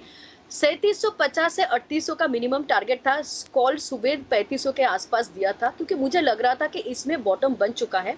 हाँ, बहुत कम जानने का ये एक फायदा भी है, क्योंकि जब मैंने कॉल जनरेट किया था, क्लाइंट्स को दिया था, तब मुझे ये मालूम नहीं था कि ये डिक्सन में आज ही रिजल्ट्स है। तो मैंने कॉल दिया, तुरंत मेरे क्लाइंट्स ने ही समझाया कि आज ही मैडम रिजल्ट है। मैंने कहा ठीक है, फिर भी ले लीजिए, क्योंकि मुझे लगता है कि बॉटम इसका बन चुका है। अभी मैं यहाँ पे यही अपडेट करूंगी कि इसका अगर क्लोजिंग 3800 के ऊपर आज आ जाता है तो ये नॉन स्टॉप 4100 तक जाएगा। तो डिक्सन जिन्होंने भी लिए हैं सुबह से या रिसेंटली रिसेंट फॉल में जिन्होंने लिया है, उन लोगों को अभी मैं होल्ड करने के लिए कहूंगी। 3650 का स्टॉप लॉस के साथ डिक्सन को होल्ड करे, और डिक्सन में मुझे लगता है कि आज ही के आज 3800 के ऊपर का क्लोजिंग आनी चाहिए। 3800 का क्लोजिंग मिल जाएगा तो 4100 का भी टारगेट्स 1 से 2 दिन में देखने को मिल सकता है। बहुत बुरी तरह से पीट गया है स्टॉक है आपके लिए डिक्सन टेक, जहां पर एक्शन भरपूर होता हुआ दिख रहा है इस वक्त। आइए बढ़ते हैं आगे और इस एक्शन को और आगे बढ़ाने की कोशिश करते हैं। कच्चा तेल और मेटल, ये दोनों फिर से एक्शन में आते हुए दिख रहे हैं। तो क्यों मेटल्स में तेजी बन रही है, क्यों कच्चे तेल में तेजी बन रही है, आइए ये भी जान लें। और इसका असर इक्विटी मार्केट पर पड़ता ही है तो समझना जरूरी है। नेहा हमारे साथ इस वक्त जुड़ रही हैं बताने के लिए। नेहा, $120 कर दिया आपने फिर से। सर $120 अभी तो शुरुआत है। आज हमने एनर्जी एक्सपर्ट तनेजा जी से बात की थी। ऑलरेडी उन्होंने इस बात का जिक्र किया कि ये जो $20 से $30 हम देख रहे हैं ये प्रीमियम है। आइडियली $100 के नीचे होना चाहिए कच्चा तेल, अगर हम सप्लाई डिमांड की स्थिति को देखें। और उन्होंने कहा कि जिस तरह की यूक्रेन वॉर का और जियोपॉलिटिकल टेंशन बने हुए हैं, $125-130 के लिए भी आप तैयार रहिए यहाँ से। तो खैर वो बात तो अलग है, लेकिन आज की तेजी जो कच्चे तेल और हमने मेटल्स में बनती हुई देखी है, 2-3 कॉमन फैक्टर्स के चलते हैं। एक तो है कि अमेरिका में ड्राइविंग सीजन की शुरुआत हो चुकी है, मेमोरियल डे की छुट्टी है, वहां पर डिमांड बहुत तगड़ी निकल कर आ रही है। और याद रखिए कि अमेरिका ने यहाँ पर जिस तरह से अपने स्ट्रेटेजिक पेट्रोलियम रिजर्व से कमिट किए हैं तेल सप्लाई को, ग्लोबल सप्लाई को सपोर्ट करने के लिए, उसकी वजह से उनकी इन्वेंट्री रिकॉर्ड लो पे चली गई है। रिफाइनिंग एक्टिविटी रिकॉर्ड स्तर पे पहुंच चुकी है उनकी, और ये कारण है कि कच्चा तेल बहुत तेजी से यहां पर बढ़ा है। चीन 1 जून से शंघाई में बिजनेसेस खुलने की संभावना दिखाई दे रही है। बीजिंग में पब्लिक ट्रांसपोर्ट मॉल्स वापस से शुरू होने की बात हो रही है। इन सब के एक्साइटमेंट में कच्चा तेल और बेस मेटल्स भी भाग गए हैं। इनफैक्ट मैं चाहूंगी कि सामने जो बेस मेटल्स हैं इसमें हम लगातार कवरेज दिखा रहे थे और मंथली परफॉर्मेंस बता रहे थे। 19 मई को अगर आप नजर डालेंगे तो सारे जो मेटल्स हैं उसमें नेगेटिव रिटर्न्स हैं वो डबल डिजिट के थे, और सबसे ज्यादा नेगेटिव रिटर्न जिंक, निकल, एल्यूमिनियम में देखने को मिला था। लेकिन अब वो सारे सिंगल डिजिट में आ गए हैं। एक आप निकल को छोड़ दें तो बाकी सारे मेटल्स ने जबरदस्त रिकवरी दिखाई है। ये हम हमारे दर्शकों को इसलिए बता रहे हैं ताकि हम ये आपको बता सकें कि 2 हफ्ते से कम अंतराल में एक जबरदस्त रिकवरी लोअर लेवल से आई है। और अनिल सर, एक और चीज मैं मेंशन करना चाहूंगी, ये सप्लाई कंसर्न जो है ये स्थिति तो बरकरार थी, लेकिन आपने कैटेगोरिकली मेंशन किया था कि जब तक डिमांड नहीं आएगी तब तक यहां पर हम मार्केट को उठता हुआ या प्राइसेस को फॉर्म होता नहीं देखेंगे। हुआ वही है, अमेरिका से डिमांड निकली है, चीन की तरफ से डिमांड के आसार बने हैं, और इसी वजह से मेटल्स ने रिएक्ट किया है, वरना सप्लाई कंसर्न्स कई महीनों से यहां पर बने हुए थे। ब्रेंट की अगर बात करें, WTI क्रूड की बात करें, या घरेलू बाजार में कच्चे तेल की अगर बात करें, सब 3 महीने के हाइस पर हैं। कच्चा तेल खुलने के साथ ही आज 9000 के पार निकल गया था, $120 के पास पार ब्रेंट बना हुआ है। और जैसे कि हमने हमारे दर्शकों को पिछले हफ्ते भी बताया था कि दुनिया भर के जो बड़े इन्वेस्टमेंट बैंक्स हैं वो कमोडिटी बाजार में अब दशकों की तेजी यहां बनती हुई देख रहे हैं, और कई बड़े निवेशक हैं ग्लोबल मार्केट में जो अब कमोडिटी मार्केट में एक बड़ी स्ट्रेंथ सप्लाई टाइटनेस की वजह से बनती हुई देख रहे हैं। तो ये तमाम मोटे फैक्टर्स हैं जिनकी वजह से कच्चे तेल, मेटल्स में हमने तेजी देखी है। डॉलर इंडेक्स ये 1 महीने के लोस पर है, तो इन सब का सहारा हमने कमोडिटी मार्केट खासतौर से मेटल और कच्चे तेल को मिलता देखा है। तो इसलिए आप देख रहे हैं सारे कमोडिटी लिंक्ड प्लेस वापस एक्शन में आ रहे हैं। स्पेशली मेटल काउंटर्स देखिए, यहाँ पर एक रिबाउंड आ रहा है। चाइना के खुलने की तैयारी है और उसका इम्पैक्ट आते हुए दिख रहा है। अभी थोड़ी देर पहले भसीद साहब हिंदुस्तान कॉपर की बात कर रहे थे। रेन इंडस्ट्रीज अच्छे मूवमेंट में आ रहा है। बाकी मेटल स्टॉक्स भी एटलीस्ट डेज लो से तो रिकवर होते हुए दिख रहे हैं। बट एक बार डिक्सन टेक पर डाल दीजिए नज़र, ये 10% का सर्किट लगाने जा रहा है। इसके नंबर्स को थोड़ा और डिटेल में पढ़कर हम आपके लिए और डिटेल्स लाने की कोशिश करेंगे, बट इस स्टॉक को भी रखिए नज़र। मजगांव डॉक, इसके भी नंबर्स आपके आते हुए दिख रहे हैं इस समय स्क्रीन पर। सुमित जी जरा चार्ट पुल अप करके रखें मजगांव डॉक के, एक बार मैं नंबर्स हाईलाइट कर देता हूँ। काफ़ी खराब नंबर्स आते हुए देखें। 100 करोड़ से मुनाफा घटा है, 260 करोड़ से घटकर मुनाफा 160 करोड़ का आया और इसलिए स्टॉक भी आपको रिएक्ट करते हुए दिख रहा है। शार्प फॉल आते हुए दिख रहा है। आय में हालांकि हमने बढ़त देखी है, 1100 से बढ़कर लगभग 1400 करोड़ की यहाँ पर आय आती हुई दिखी है। तो आय बढ़ी है, देखना पड़ेगा अगर कोई एक्सेप्शनल आइटम है या फिर सच में रॉ मटेरियल कॉस्ट का इतना बड़ा इंपैक्ट है कि हम देख रहे हैं कि मुनाफे में इंपैक्ट आते हुए दिखा है। बट डेफिनेटली अच्छी ग्रोथ है आय में, बट मुनाफा 37% घटकर आया है जहां तक मजगांव डॉक का सवाल है। सुमित जी देखें जरा चार्ट मजगांव डॉक का। दीपांशु, फ्रेश बाइंग एक बार स्टॉक के अंदर अवॉइड करें। स्टॉक के अंदर ऊपरी लेवल से दबाव देखने को मिल रहा है और पिछले 5 दिनों में स्टॉक में ऊपरी लेवल से सेलिंग प्रेशर ही देखने को मिला है। 300 के लेवल से स्टॉक 278 तक तो आ चुका है और अभी इमीडिएट जो नीचे में सपोर्ट है 270 का है। अगर 270 के लेवल टूटते हैं तो ये 250 रुपए तक के लेवल आने वाले दिनों में दिखाएगा। तो बेटर रहेगा एक बार अवॉइड करें और जिनके पास पोजीशन है वो 270 या 271 का ट्रेलिंग स्टॉप लॉस लगाएं। अगर वो लेवल्स निकल जाते हैं, मतलब नीचे की तरफ टूट जाते हैं, तो फिर निकल जाए, क्योंकि फिर 250 रुपए तक के लेवल मजगांव डॉक के अंदर देखने को मिल सकते हैं। फ्रेश बाइंग इसके अंदर तभी बनेगी जब ऊपर के अंदर ये 290 या 300 के ऊपर सस्टेन करेगा। जब तक ये लेवल के ऊपर सस्टेन नहीं करता तब तक बेटर रहेगा अवॉइड करें। और दीपांशु यहाँ पर एक बिगुल आइए बिगुल सुमित जी के लिए, सुमित के सुपरहिट।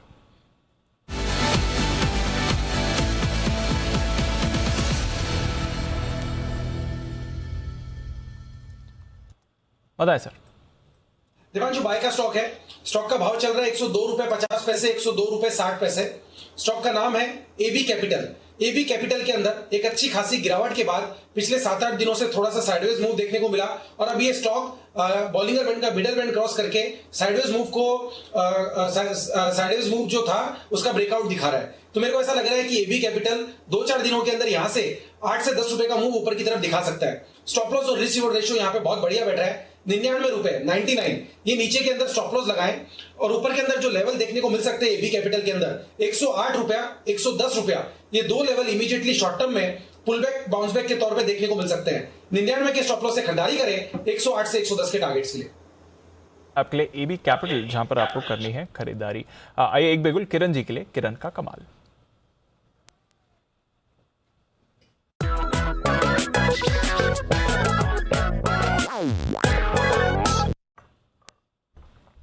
बताएं सर। दी प्योर कोइंसिडेंस यही स्टॉक है एबी कैपिटल, यही बाय करने की सलाह थी। 103 के आसपास ट्रेड कर रहा था। मेरा 1.5 रुपए का स्टॉप लॉस था, सिर्फ 1.5 रुपए का, यानी 1 रुपए 50 पैसे पे स्टॉप लॉस लगाना है। 107, 109 ये कल के लिए, कल सवेरे के लिए टारगेट्स। इसका अगर रिस्क टू रिवॉर्ड रेशियो देखते हैं तो 1:4 का है। तो मेरा मानना है कि सुमित जी ने जो बताया और मेरा भी एनालिसिस है, मैं ये टारगेट्स कल हासिल होते ही नजर आ जाने चाहिए। आप जब ये बोल रहे थे एबी कैपिटल का तो वो अंगूठा दिखा दिखा के चिढ़ा रहे थे आपको, सुमित जी बार बार ऐसा कर रहे थे, है ना सुमित जी? अनिल जी चिढ़ा नहीं रहा था, थम्स अप दे रहा था, थम्स अप। हमने तो स्कूल में बचपन में हमने तो जब भी अंगूठा चिढ़ाने के लिए दिखाते थे, हम तो कभी मतलब कोई अच्छी चीज के लिए तब नहीं, है ना? ऐसे बंसल जी आपने किस लिए, आपने बचपन में जब भी स्कूल में दिखाया होगा अंगूठा, कोई अच्छी काम के लिए नहीं दिखाया, चिढ़ाने के लिए ही दिखाया ना? नहीं अनिल जी, अंगूठा तो चढ़ाने के लिए दिखाया जाता है, इसमें तो कोई शक ही नहीं है। चाहे देसी हो चाहे विदेशी हो अनिल जी, हाँ। चाहे आप इंडिया में पढ़े हो चाहे इंडिया के बाहर पढ़े हो अनिल जी, अंगूठा तो चढ़ाने के लिए दिखाया जाता है। सुमित जी सारे विश्लेषण के बाद क्या आप अपना अंगूठा वापस लेने की कोशिश करेंगे? नहीं अनिल जी, मेरा अंगूठा थम्स अप वाला था और साथ देने वाला था।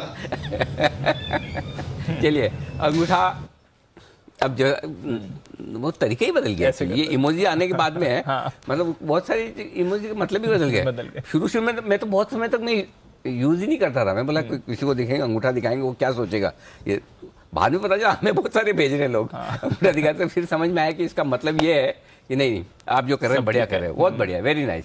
तो ठीक है किरण जी, दिल छोटा ना करें, सुमित जी ने अंगूठा नहीं दिखाया, आपकी तारीफ की है। ठीक है जी राकेश जी।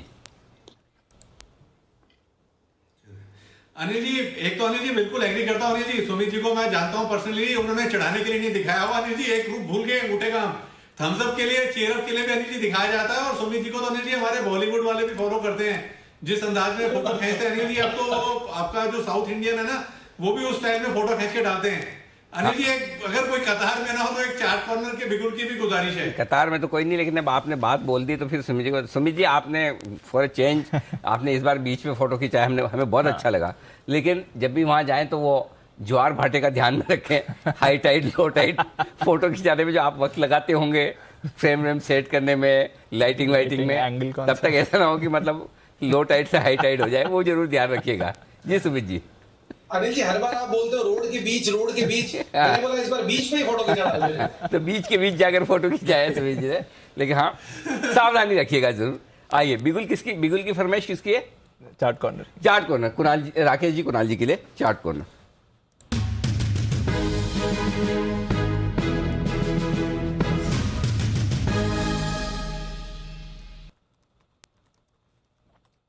बताएं सर।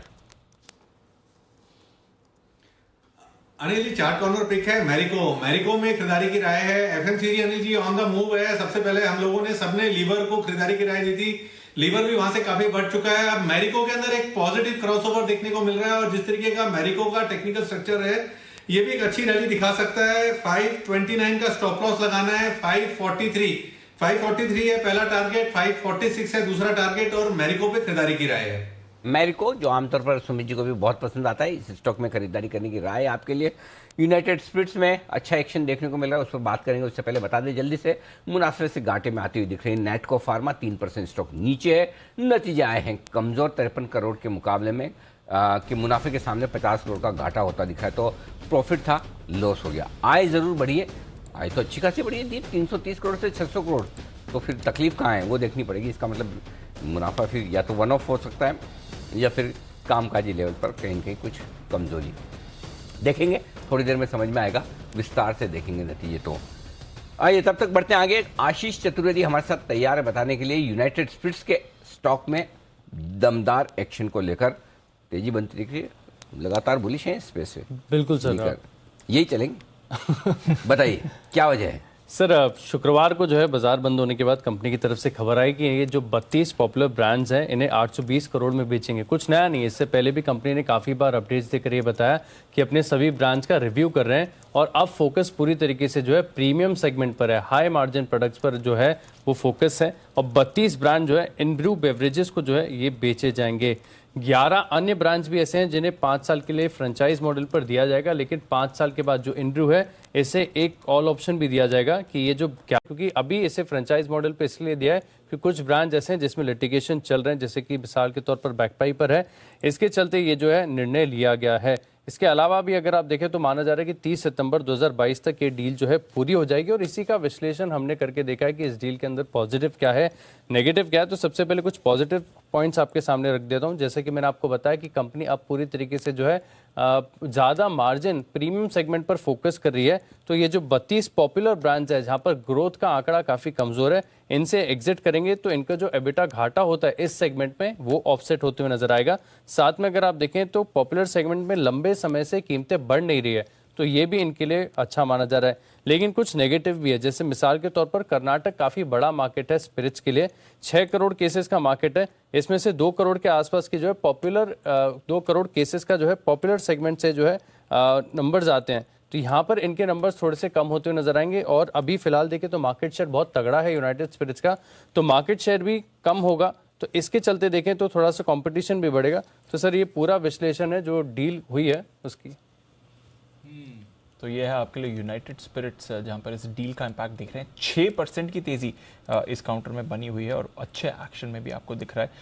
मुदित जी जरा एक राय दे यूनाइटेड स्पिरिट्स के चार्ट पर। आज सुबह से ही बढ़िया एक्शन में है और डेज हाई पर है और होल्ड कर रहा है। 6% हम देख रहे हैं, ऑलमोस्ट थ्रू द डेज ने ये गेन होल्ड करी है। बहुत बढ़िया स्ट्रक्चर के बाद इसमें बाइंग देखने को मिल रही है। फॉलिंग ट्रेंड लाइन का ब्रेकआउट है और साथ के साथ आज के सेशन में 200 डेमा के ऊपर ये काउंटर निकला है। जो चार्ट्स अभी बन रहे हैं यहाँ से जो पहला टारगेट बनेगा 850 का बनेगा, 850 भी निकाल दिया, उसके बाद 880 तक के अपसाइड मूव यहाँ पर नजर आएंगे, तो बाय करके चल सकते हैं। 850 880 के टारगेट के लिए स्टॉप लॉस आएगा 805 का। तो ये है आपके लिए यूनाइटेड स्पिरिट्स जहां पर रखनी है नजर। आइए सिमी जी भी हैं हमारे साथ तैयार एक कॉल के साथ। बिगुल सिमी के non stop shares.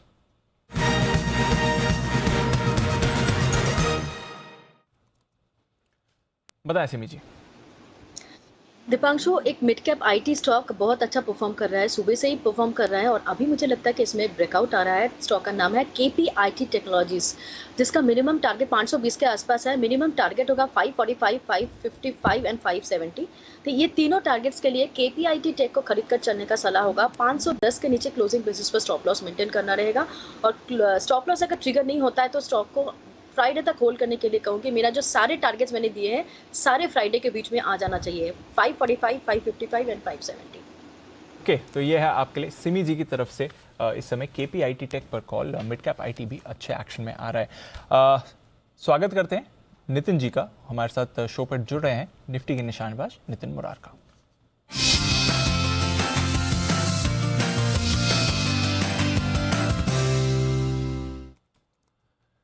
Good afternoon Nitin ji, बताएं सर। तो यहाँ पे हम 16,600 की कॉल ऑप्शन लेंगे जो 160 रुपए में मिलती है।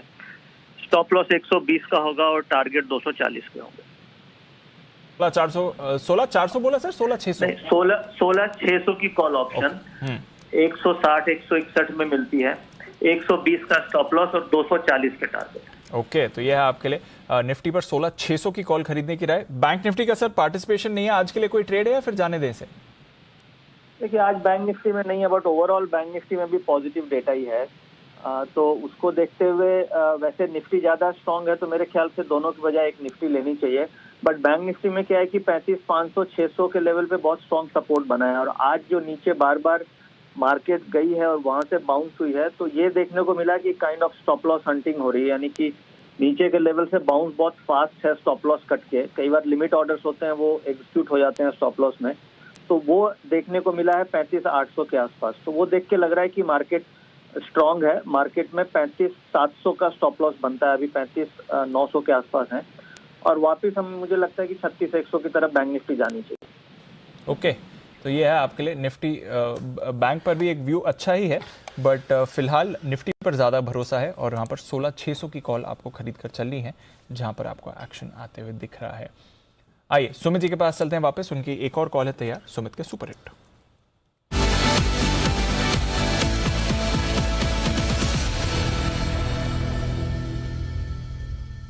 बताएं सर। दीपांशु, बाय का स्टॉक है 190 191 का अभी भाव चल रहा है। स्टॉक का नाम है IEX, इंडियन एनर्जी एक्सचेंज। ये स्टॉक के अंदर कल का परसों का हाई ब्रेक हो चुका है, बॉलिंगर बैंड का मिडल बैंड अभी टेस्ट करने जा रहा है और मेरे को लग रहा है कि ये स्टॉक यहां से 10 से 15 रुपए का अपसाइड मूव दिखाएगा। स्टॉक के अंदर जस्ट अभी मोमेंटम स्टार्ट हुआ है, इसके लिए स्टॉक को मिस नहीं करना है। स्टॉक के अंदर स्टॉप लॉस और रिस्क रिवॉर्ड रेशियो भी बढ़िया बैठ रहा है। 184 185 ये स्टॉक का नीचे में सपोर्ट बनेगा। 184 ये स्टॉप लॉस लगा के IEX में यहाँ पे CMP पे खरीदारी करें। ऊपर के अंदर जो टारगेट देखने को मिल सकते हैं, 200 रुपए का पहला टारगेट, 205 रुपए का दूसरा टारगेट। 2-4 दिनों के अंदर ये लेवल्स ऊपर में देखने को मिलने चाहिए, इसके लिए खरीदारी करें 184 के स्टॉप लॉस से 200 से 205 के टारगेट्स के लिए। IEX इंडियन एनर्जी एक्सचेंज, ये है वो स्टॉक जहां पर एक्शन है भरपूर। खरीदे 200-205 के टारगेट के लिए और आप देख सकते हैं जिनके हाई पॉइंट की तरफ फिर से बढ़ने की कोशिश निफ्टी की हो रही है। 16,660 के आसपास आता दिख रहा है। बैंक निफ्टी भी 35,800 के ऊपर। और वजह यह कि जो डाउ अभी थोड़ी देर पहले आपको 200 ऊपर दिख रहा था, अब 250 ऊपर है, तो डाउ फ्यूचर्स अपनी मजबूती बढ़ा रहे हैं, उनके पीछे हमारे भी चलते हैं। ओके, बढ़ते आगे। तब तक JSW स्टील और JSW इस्पात, इन दो कंपनियों के विलय की खबर आई और विलय की खबर के बाद आप देख सकते हैं आज दोनों ही स्टॉक दबाव में थे। JSW स्टील में सुबह से देख रहा था क्यों गिरा है, बाद में पता चला कि इस वजह से गिरा है कि उसका मर्जर हो रहा है। JSW इस्पात भी गिरा हुआ है। आशीष, ऐसा मर्जर किस काम का, दोनों शेयर गिर जाए? सर JSW स्टील तो नतीजों के बाद गिरा है, नतीजे इसके कमजोर आए थे और JSW इस्पात में मुझे लग रहा है उम्मीदें ज्यादा थी, क्योंकि हमने कैलकुलेशन करके देखा है। सर पहले आपको रेशियो बता देता हूं कि JSW इस्पात के 21 शेयरों पर जो है JSW स्टील का 1 शेयर मिलेगा 2018 में JSW इस्पात जो है, इसका पहले नाम मोनेट इस्पात हुआ करता था, इसको अधिग्रहण किया गया NCLT से, यहाँ पर JSW ग्रुप ने इसे खरीदा था। इसके बाद कंपनी का नाम बदला। अब जैसे कि मैं बता रहा हूँ कि 21 शेयर जो है इसके बदले आपको JSW स्टील का 1 शेयर मिलेगा। इसका हमने जो है विश्लेषण करके देखा कि कैपेसिटी के आधार पर देखें या फिर आय के आधार पर देखें तो ये जो स्वैप रेशियो है ये कितना सही बैठ रहा है। तो कैपेसिटी की बात की जाए तो JSW स्टील की जो कैपेसिटी है वो 26 मिलियन टन प्रति वर्ष है और JSW स्पेशल की बहुत कम है, 1.2 मिलियन टन प्रति वर्ष है। यानी टाइम्स के हिसाब से देखें तो करीब करीब 21-22 गुने के आसपास का जो है मल्टीपल आ रहा है, जो कि सिमिलर हमने देखा है कि जो रेशियो में बताया गया कि 21 टाइम्स का जो है वो रेशियो है। और रेवेन्यू के आधार पर देखें तो करीब 24 टाइम्स का आ रहा है, जिसके चलते सर मुझे लग रहा है कि उम्मीदें कुछ ज़्यादा थी इस रेशियो को लेकर। इसके चलते आज आप देखिए कि JSW इस्पात स्पेशल प्रोडक्ट जो शेयर है अभी फिलहाल 18% की गिरावट आपको दिखा रहा है। तो इन लेवल्स पर फेयर है या इससे भी और फेयर वैल्यू क्या देखिए, फेयर वैल्यू अगर आप देखें तो करीब इसके आसपास ही आ गई। अभी जो आज स्टॉक में गिरावट आ गई 18% के आसपास की, इसके बाद ये स्टॉक माना जा रहा है कि फेयर वैल्यू के करीब आ गया, क्योंकि वैसे भी अगर आप देखें तो ट्रैक रिकॉर्ड इस कंपनी का मुनाफे के आधार पर इतना अच्छा नहीं है। तो आप EPS के मल्टीपल से देख नहीं सकते, मुनाफे के आधार पर आप देख नहीं पाएंगे। तो कैपेसिटी के आधार पर एक फेयर वैल्यू, थोड़ी सी अंडरस्टैंडिंग हमें जो समझ के आ रही है वो करीब करीब इतना ही है। तो इस फॉल के साथ एडजस्ट हो जाएगा, 25 रुपए पे ये फेयर वैल्यू है करंट लेवल्स पे। अब मतलब जितना JSW स्टील बढ़ेगा उतना ये बढ़ेगा, जितना घटेगा इतना ही घटेगा, बराबर ना? बराबर, दोनों इसी प्रोपोर्शन में चलने चाहिए। करेक्ट, बिल्कुल सर, एडजस्ट हो गए दोनों। दोनों क्यों गिरे? एक सही गिरे सर, एक के तो नतीजे खराब थे ना, थोड़े कमजोर थे। मैंने तो क्या ये 2 दिन पहले मेरे ख्याल से गुरुवार या शुक्रवार को ऊपर का सर्किट था, कब था? JSW सर्किट लगा ना। आई थिंक बाजार एक्सपेक्ट कर रहा होगा उससे ज्यादा फेवरेबल है। वो आशीष सर हमारे सही बोलते हैं एक्चुअली, रिटेल के लिए पैसा बनाना मुश्किल। 25-30 रुपए वाला शेयर ले वो भी 20% गिर जाता है। ऐसा लगा कि मर्जर हो रहा है, सबको on the face of it अच्छा ही लगेगा ना कि भाई मर्जर हो रहा है, JSW इस्पात जैसी कंपनी JSW स्टील में मर्ज हो जाएगी, बढ़िया हो जाएगा, सब हो जाएगा। 20% अब क्या करें आशु जी, क्या किया जाए अब जिन लोगों के पास है JSW इस्पात? अली जी देखिए, इस पे अब रिएक्ट नहीं कर सकते, आपको थोड़ा होल्ड ही करना पड़ेगा। अदरवाइज कई बार वो न्यूज फ्लो के चलते जब भी लेते हैं तो अनिल जी मतलब ये सारा कुछ अक्सर प्राइस्ड इन होता है। तो वो जो मतलब दीपांशु कितनी बार बोलता है कि buy on rumour sell on news, तो ये मार्केट वैसा ही हो गया है। इसका प्रॉब्लम इसलिए भी अनिल जी होता है कि किस फेज ऑफ मार्केट के अंदर हो। अगर आप मंदी की मार्केट के अंदर हो तो अनिल जी मतलब पॉजिटिव चीजें रिएक्ट करती हैं, लेकिन अगर आप ऊपर से करेक्टिव मोड में होते हो तो नेगेटिवली रिएक्ट करती है। लेकिन आई थिंक काफी नेगेटिविटी हो चुकी है मेटल्स को लेके भी और प्राइस एक्शन को लेके भी। तो मुझे लगता है कि अनिल जी अब जिसके पास है वो परसेंटेज वाइज मत देखे, होल्ड करे, बट मतलब है जिनके पास अंदर जी। अदरवाइज आपको पता है इन स्टॉक्स के तो मैं मतलब कोई कभी फेवर में नहीं रहता हूँ, क्योंकि कहीं ना कहीं लोग ढूंढते रहते हैं कि कोई ऐसा सस्ता स्टॉक मिल जाए जिसमें बहुत बड़े पैसे मिल जाए, बन जाए, तो उसी में अनिल जी कहीं ना कहीं झटका लग जाता है ये बस।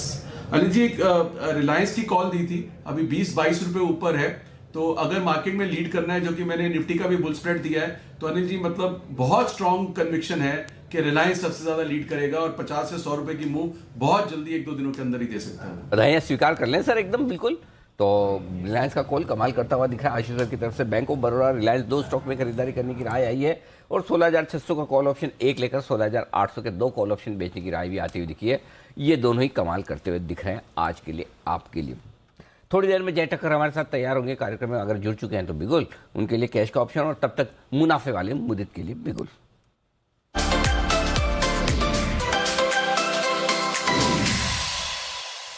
जी मोदी जी बताएं सर। अनिल जी एक बड़ा वाला रिवर्सल चार्ट पर देखने को मिला है, तो यहाँ पर एक ऑप्शन के जरिए पोजीशन बनाने की सलाह देंगे। पैटर्न नेगेट हुआ है, चार्ट्स पर रिवर्सल के इंडिकेशन देखने को मिले हैं, यहाँ पर बाय करके चलना है। अदानी पोर्ट्स का 730 वाला कॉल ऑप्शन बाय करना है, जो 36 रुपए 50 पैसे यहाँ पर ट्रेड होता हुआ नजर आ रहा है, जिसका रिस्क रिवार्ड रेशियो बड़ा फेवरेबल है। 30 रुपए का हमें स्टॉप लॉस लगाना है। पहला टारगेट, ये कल तक के टारगेट्स हैं, पहला टारगेट बनेगा 47 का, दूसरा टारगेट बनेगा 56 का। यहाँ पर अगर चार्ट्स देखें तो डीप करेक्शन के बाद स्टॉक में जो पैटर्न बन रहा था, हेड एंड शोल्डर पैटर्न बन रहा था, जो कि बियरिश पैटर्न है उसको आज के सेशन में नेगेट होता हुआ नजर आया। साथ के साथ हम देखेंगे 750 तक की जो ऑप्शंस है वहां पर अनवाइंडिंग देखने को मिल रही है। पैटर्न जिस तरह का बना हुआ है, रिवर्सल के इंडिकेशन आ गए हैं, अनवाइंडिंग शुरू हो चुकी है, तो बड़ा अपसाइड मूव यहाँ से ये दिखा सकता है। तो हम क्या करेंगे, 730 वाला कॉल ऑप्शन बाय करेंगे। 47 और 56 के टारगेट के लिए स्टॉप लॉस बनेगा 30 का। पोर्ट में यहाँ पर कॉल ऑप्शन के जरिए करें खरीदारी। 730 रुपए वाला कॉल ऑप्शन आपको खरीदना है। ये राय आपके लिए आती हुई मोदी जी की तरफ से। आइए मुलाकात करते हैं जय ठक्कर के साथ कैश का ऑप्शन।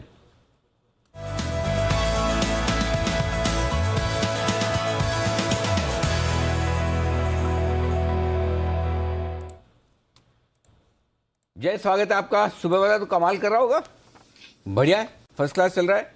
16,500 वाला कॉल ऑप्शन, 216 का टारगेट आप बोल रहे थे कब आया जी, थोड़ा 8 रुपए रह गया। मैं बोला था आराम से रुको, आ जाएगा, जल्दी मत करो। 240 वाला आया कि नहीं ये बताओ, दूसरा वाला। अनिल जी दूसरा भी आ गया, 251 का हाई लगाया अनिल जी, बिल्कुल एकदम लिफाफा लेवल। सुमित जी का वो टेस्ट हुआ अनिल जी, वही दे देता तो अच्छा होता। सुमित जी बोल रहे मेरा लेवल इस्तेमाल करो, मुझे 251 का लिफाफा भी भेज दो। सुमित जी मंगवाना है? अनिल जी 2051।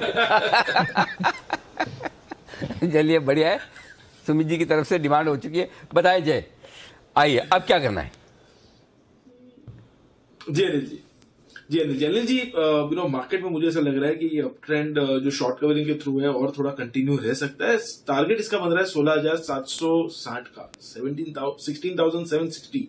सो 750 के स्ट्राइक का कॉल ऑप्शन खरीदेंगे अनिल जी। मॉर्निंग में तो इन द मनी दिया था, आउट ऑफ द मनी दे रहा हूँ।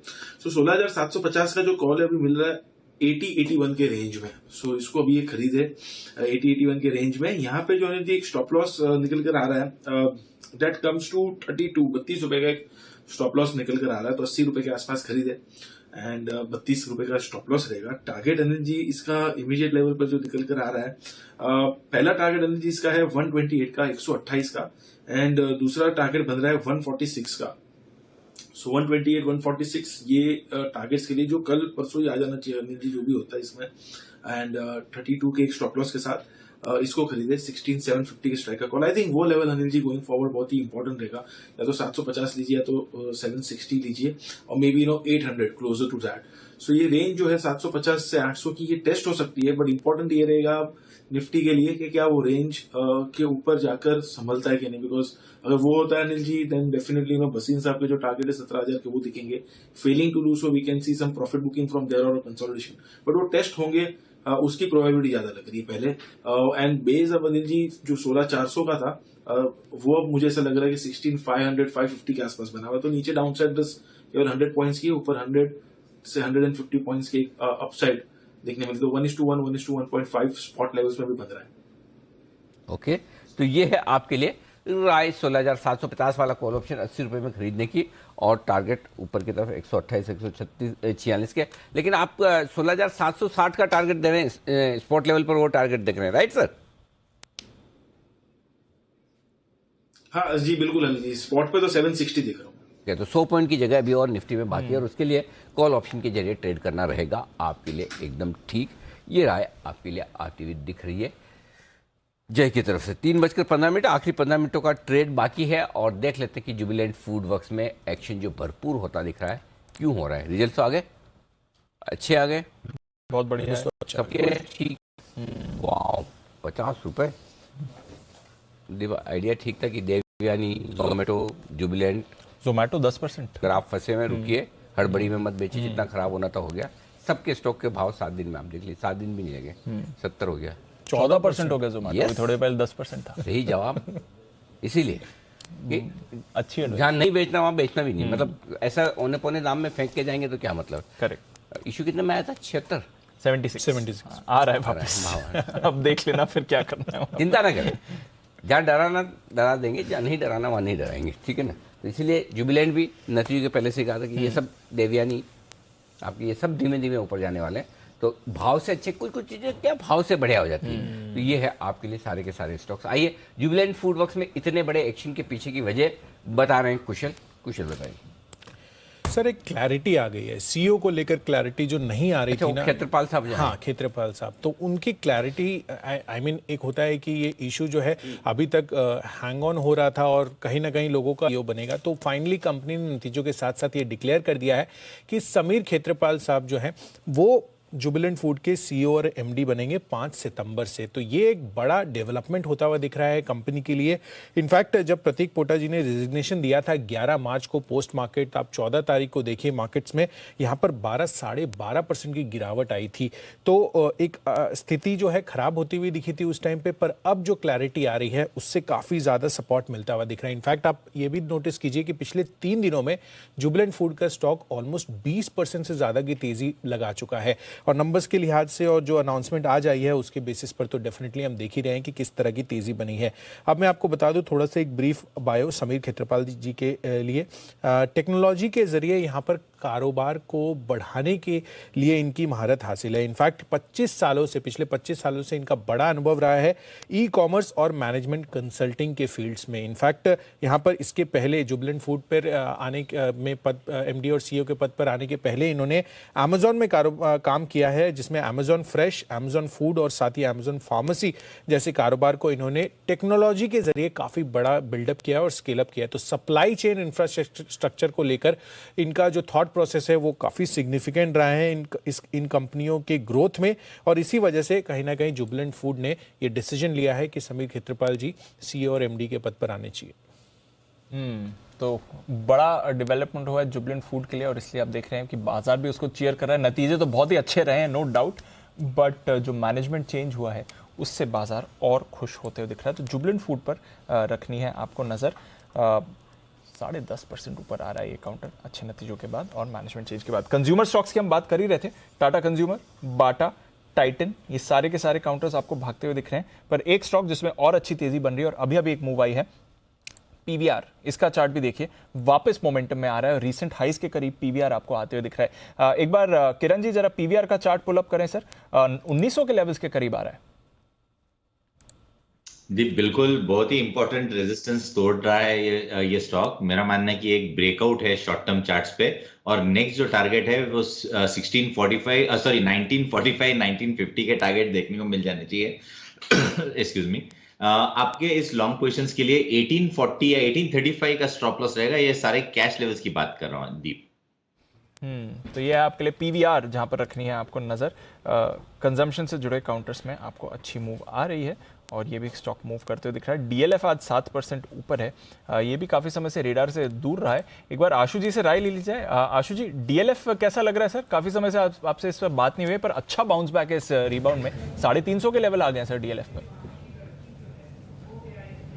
यस दीपांशु, बहुत अच्छा बाउंस बैक है। और in the same spirit Deepanshu, जो आपने कई बार डेल्टा डीएलएफई की बात की कि मैंने कहा घूमने पे ये एक शेयर नहीं, ये ऐसे दसियों शेयर अच्छे लगने लग जाएंगे जो हमारे फेवरेट्स रहे हैं। तो उनमें डीएलएफ भी है दीपांशु। डीएलएफ में एक बहुत अच्छी मूव आई है, और आज दीपांशु जिन स्टॉक्स में मूव आई है जेन्युइन और अच्छी वाली आई है। तो इसलिए मैंने एक ओपनिंग रिमार्क ये भी दिया था कि क्या होता है कि आदमी जब नीचे जाते हुए नहीं बेचता, तो हमने इसीलिए लास्ट में कहा था कि नीचे के भाव पे नहीं बेचना और ऊपर रिवर्सल में बेचना है। लेकिन मुझे लगता है कि जो रिवर्सल है बहुत सारे स्टॉक्स में अच्छा आया है, बिल्कुल होल्ड करना चाहिए। और काफी जगह तो बाइंग इंटरेस्ट भी आया है। जैसे अभी मुदित ने अदानी पोर्ट बोला कि जिस भी स्टॉक के अंदर ज्यादा पैनिक आया या ज्यादा मंदी आई या ज्यादा डर लगा, या तो वो टाइमली बेच दो, नहीं तो आप नीचे नहीं बिल्कुल बेचिए, क्योंकि उसमें रिवर्सल भी शार्प आता है। तो ऐसे स्टॉक्स में अच्छा शार्प रिवर्सल देखने को दिख रहा है। तो मुझे लगता है डीएलएफ अगर किसी के पास है तो बिल्कुल बने रहना चाहिए, कोई दिक्कत, क्योंकि वैसे कोई दिक्कत नहीं है। इट वॉज ओनली दैट वो जो ओवरबॉट सिचुएशन होती है या किस लेवल पे एक बार मार्केट अगर 17,000-17,500 के बीच में आ जाता है, रिकवरी अच्छी आती है, तो इंस्टेंट सब स्टॉक्स में दीपांशु हम दोबारा से प्रॉफिट बुकिंग की बात करेंगे, उस टाइम पे रिव्यू करेंगे कि क्या लगता है। जो कि सेम स्पिरिट कि हम ऊपर 50 रुपए ऊपर ले लेंगे, लेकिन जब घूमेगा तो बहुत अच्छी चीजें घूम सकती हैं। तो DLF definitely is one a good stock to hold, और मुझे लगता है कि अभी नहीं बेचना चाहिए इस रिवर्सल पे। ये और अच्छी रिवर्सल आ सकती है, वापस 400 के लेवल्स भी देख सकता है। तो वापस 400 के लेवल्स भी आ सकते हैं। ये जो बाउंस बैक आया है इसमें अभी थोड़ी स्ट्रेंथ और है, ये क्लियर बात आशु सर कह रहे हैं। जोमेटो पर भी अभी जी आपको कह रहे थे कि उन लेवल्स पर नहीं बेचना था, वहाँ पर अगर आपने नहीं बेचा तो देखिए आज ही 15% हो चुका है। वैसे पिछले कुछ दिनों से एक अच्छा रिवर्सल इस पर भी आया है। आइए आखिरी कुछ मिनट बाकी हैं, जल्दी से ले लेते हैं अनिल जी की आज की फाइनल मार्केट स्ट्रैटेजी।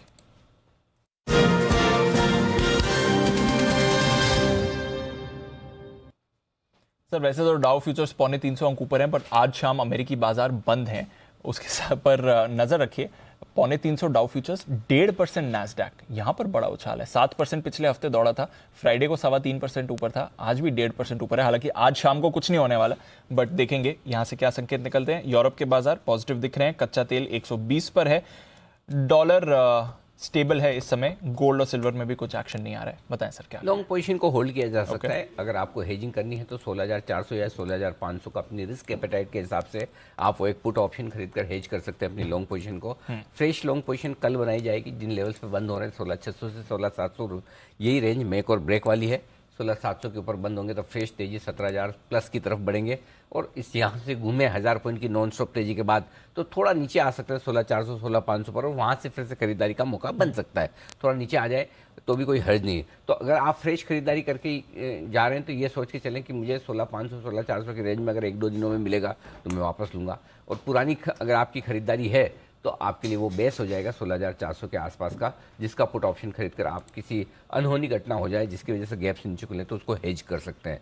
जहाँ तक शॉर्ट सेलर्स का सवाल है, उन्हें तो वैसे तो शॉर्ट काट ही लेने चाहिए, कोई वजह है नहीं। पिछले 3 दिनों से लगातार कर रहे हैं, अब भी रखनी तो 16,700 का रख लीजिए फाइनली, या फिर कल के लिए आप एक कॉल ऑप्शन खरीद कर जा सकते हैं जो 16,700 का होना चाहिए, ताकि अगर गैप से ऊपर खुल जाए तो फिर आपके लिए ये कॉल ऑप्शन की सेफ्टी है। 7 दिनों से, मतलब आज का दिन भी मैं डाउ फ्यूचर्स के हिसाब से मान रहा हूँ कि 7 दिनों से लगातार अमेरिकी बाजार ऊपर भी जा रहे हैं। हालांकि ऐसा नहीं कि इतने दिनों तक नीचे भी गए हैं, तो ऊपर भी जा सकते हैं, लेकिन थोड़ा थोड़ा जैसे जैसे ऊपर के लेवल पे जाएं अपनी हेजिंग और अपनी रिस्क मैनेजमेंट प्रॉपर करते चलें, कोई दिक्कत नहीं। लोगों को नीचे के भाव में रिस्क ज़्यादा लगती है, एक्चुअली रिस्क ऊपर के भाव में ज़्यादा है। ऊपर के भाव में ज़्यादा है, है ना? तो ऊपर के भाव में भी उतनी रिस्क है जितनी आपको 15,800 पे और 16,000 पे लगती थी, ये ध्यान में रखें, या उससे ज़्यादा ही होगी। तो हल्के रिस्क मैनेजमेंट के साथ चलें, कोई दिक्कत वाली बात। चलिए, तो रिस्क मैनेजमेंट करें, ये है आपके लिए रहा है इस समय निफ्टी पर। अच्छा एक्शन है, पोजीशन होल्ड करिए, हेज जरूर करके जाएं, ये अनिल जी की क्लियर राय है। आइए, एक बिगुल जय ठक्कर हमारे साथ जुड़ गए हैं, कैश का ऑप्शन।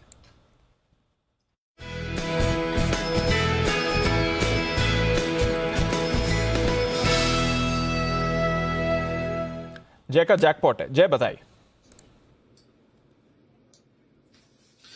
जी दीप, ग्रासिम का 1440 के स्ट्राइक का at the money call option खरीदे, 56-57 रुपए में मिल रहा है, 56-57 में मिल रहा है। इसमें 42 का एक स्टॉप लॉस लगाइए, एंड इसको इसके टारगेट्स ऊपर में निकल कर आ रही थी, अच्छे खासा टारगेट्स इसके 76 पहला टारगेट रहेगा, एंड दूसरा सेकंड टारगेट वुड बी 87।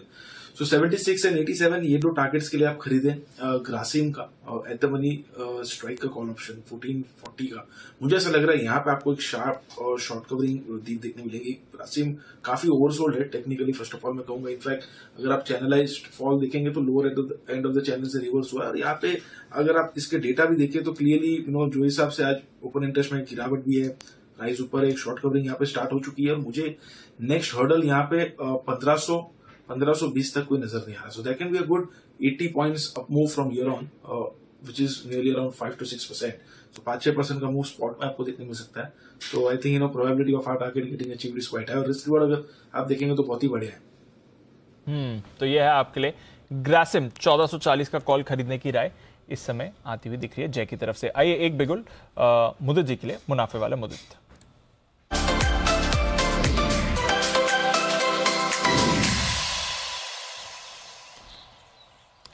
बताएं सर।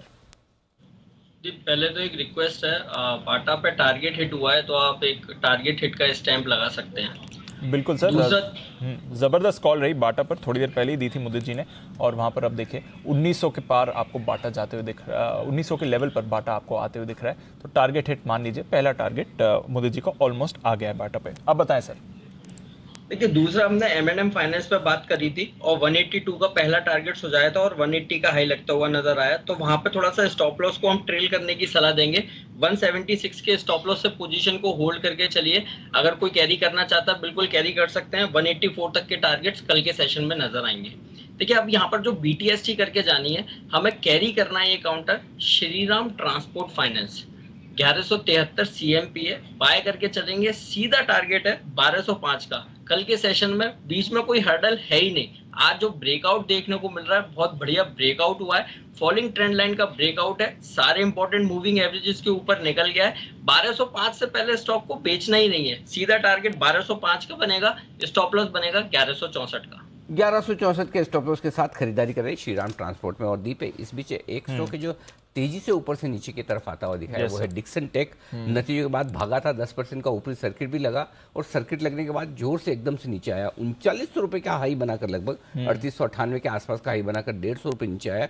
उसकी वजह ये कि जो नतीजा है उसके साथ में इनका जो बोरोइंग्स है, कर्ज जो है वो तेजी से बढ़ा है। डेटा है आपके पास में? Yes sir. तो बताएं एक बार क्या किस वजह से एकदम तेजी से नीचे आता दिखा है डिक्सन? 156 करोड़ से बढ़कर 458 करोड़ का इनके डेट बढ़ा, यानी कि 300 करोड़ रुपए से इनकी जो बोरिंग है वो आपने बढ़ती हुई दिखी है। तो ये एक अच्छा संकेत नहीं है और ये एक बड़ा नेगेटिव। टोटल बोरिंग 156 करोड़ से बढ़कर 458 करोड़ की आपने होती हुई दिखी है। इसके साथ ही जो डेट टू इक्विटी है वो डबल से ज्यादा बढ़ गया है, 0.2 से बढ़कर 0.46 हो गया इनका डेट टू इक्विटी। तो डेट इक्विटी रेशियो बढ़ गया है, बोरोइंग्स बढ़ी है। ऐसे तो देखा जाए तो डेटर्स और इन्वेंट्री भी बढ़े हैं, लेकिन हो सकता है वो रेवेन्यू के साथ बढ़े हों, जिस तरह से सेल्स बढ़ी है उसके साथ बढ़े हो। लेकिन जो ये दो चीजें बदली है उसका इम्पैक्ट मुझे लगता है कि स्टॉक में आता दिखा, क्योंकि पिछले मैं वही देख रहा था कि ये तो सर्किट के बाद बहुत तेज दौड़ लगाता हुआ नजर आ रहा था, लेकिन अचानक से जो तेजी से गिरा है तो थोड़े नतीजों में विस्तार से अंदर जाके देखा तो शायद डेट इक्विटी रेशियो और कर्ज बढ़ने की वजह से शायद थोड़ा सा लोगों को कंसर्न है। तो वो एक चीज है जिस पर ध्यान रखना चाहिए और शायद ये एक बड़ी वजह है जिसकी वजह से प्रॉफिट बुकिंग आती हुई दिखी है। अब अगर किसी की लॉन्ग पोजीशन है तो एक स्टॉप लॉस समझ लेना जरूरी है। जल्दी से सुमित जी डिक्सन टेक पर बताइए, अगर किसी ने लॉन्ग पोजीशन बना रखी है तो स्टॉप लॉस कहाँ रखे, क्योंकि स्टॉक पिछले कुछ मिनटों में तेजी से लगभग 200 रुपए नीचे आया है। ट्रेलिंग स्टॉप लॉस का यूज करना है अनिल जी। स्टॉक अभी 3730 के पास ट्रेड कर रहा है, 3610 3625 ये अभी ट्रेलिंग स्टॉप लॉस का लगा के पोजीशंस इसके अंदर होल्ड कर सकते हैं। अगर ये लेवल टूटता है तब तो फिर इसमें गिरावट आएगी, नहीं टूटता है तो ये ऊपरी लेवल से जो थोड़ा सा दबाव आया है ये पॉज लेगा और फिर वापस ऊपर का मूव दिखाएगा।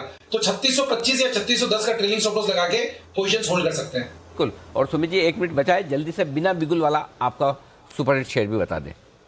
जी अनिल जी क्लोजिंग होते होते गोदरेज सीपी मेरे नजर पे आया है। मेरे को लग रहा है कि गोदरेज सीपी के अंदर यहां से ऊपर का बाउंस बैक देखने को मिलना चाहिए, तो इसमें पोजीशंस बना सकते हैं इस हफ्ते के लिए। 794-95 का अभी भाव चल रहा है, 775 के स्टॉप लॉस से गोदरेज सीपी में खरीदारी करें। ऊपर में जो टारगेट देखने को मिल सकता है 815 रुपए से लेके 825 रुपए तक के लेवल गोदरेज सीपी में इस हफ्ते में देखने को मिलने चाहिए। खरीदारी करें 775 के स्टॉप लॉस से 815-825 के टारगेट्स के लिए।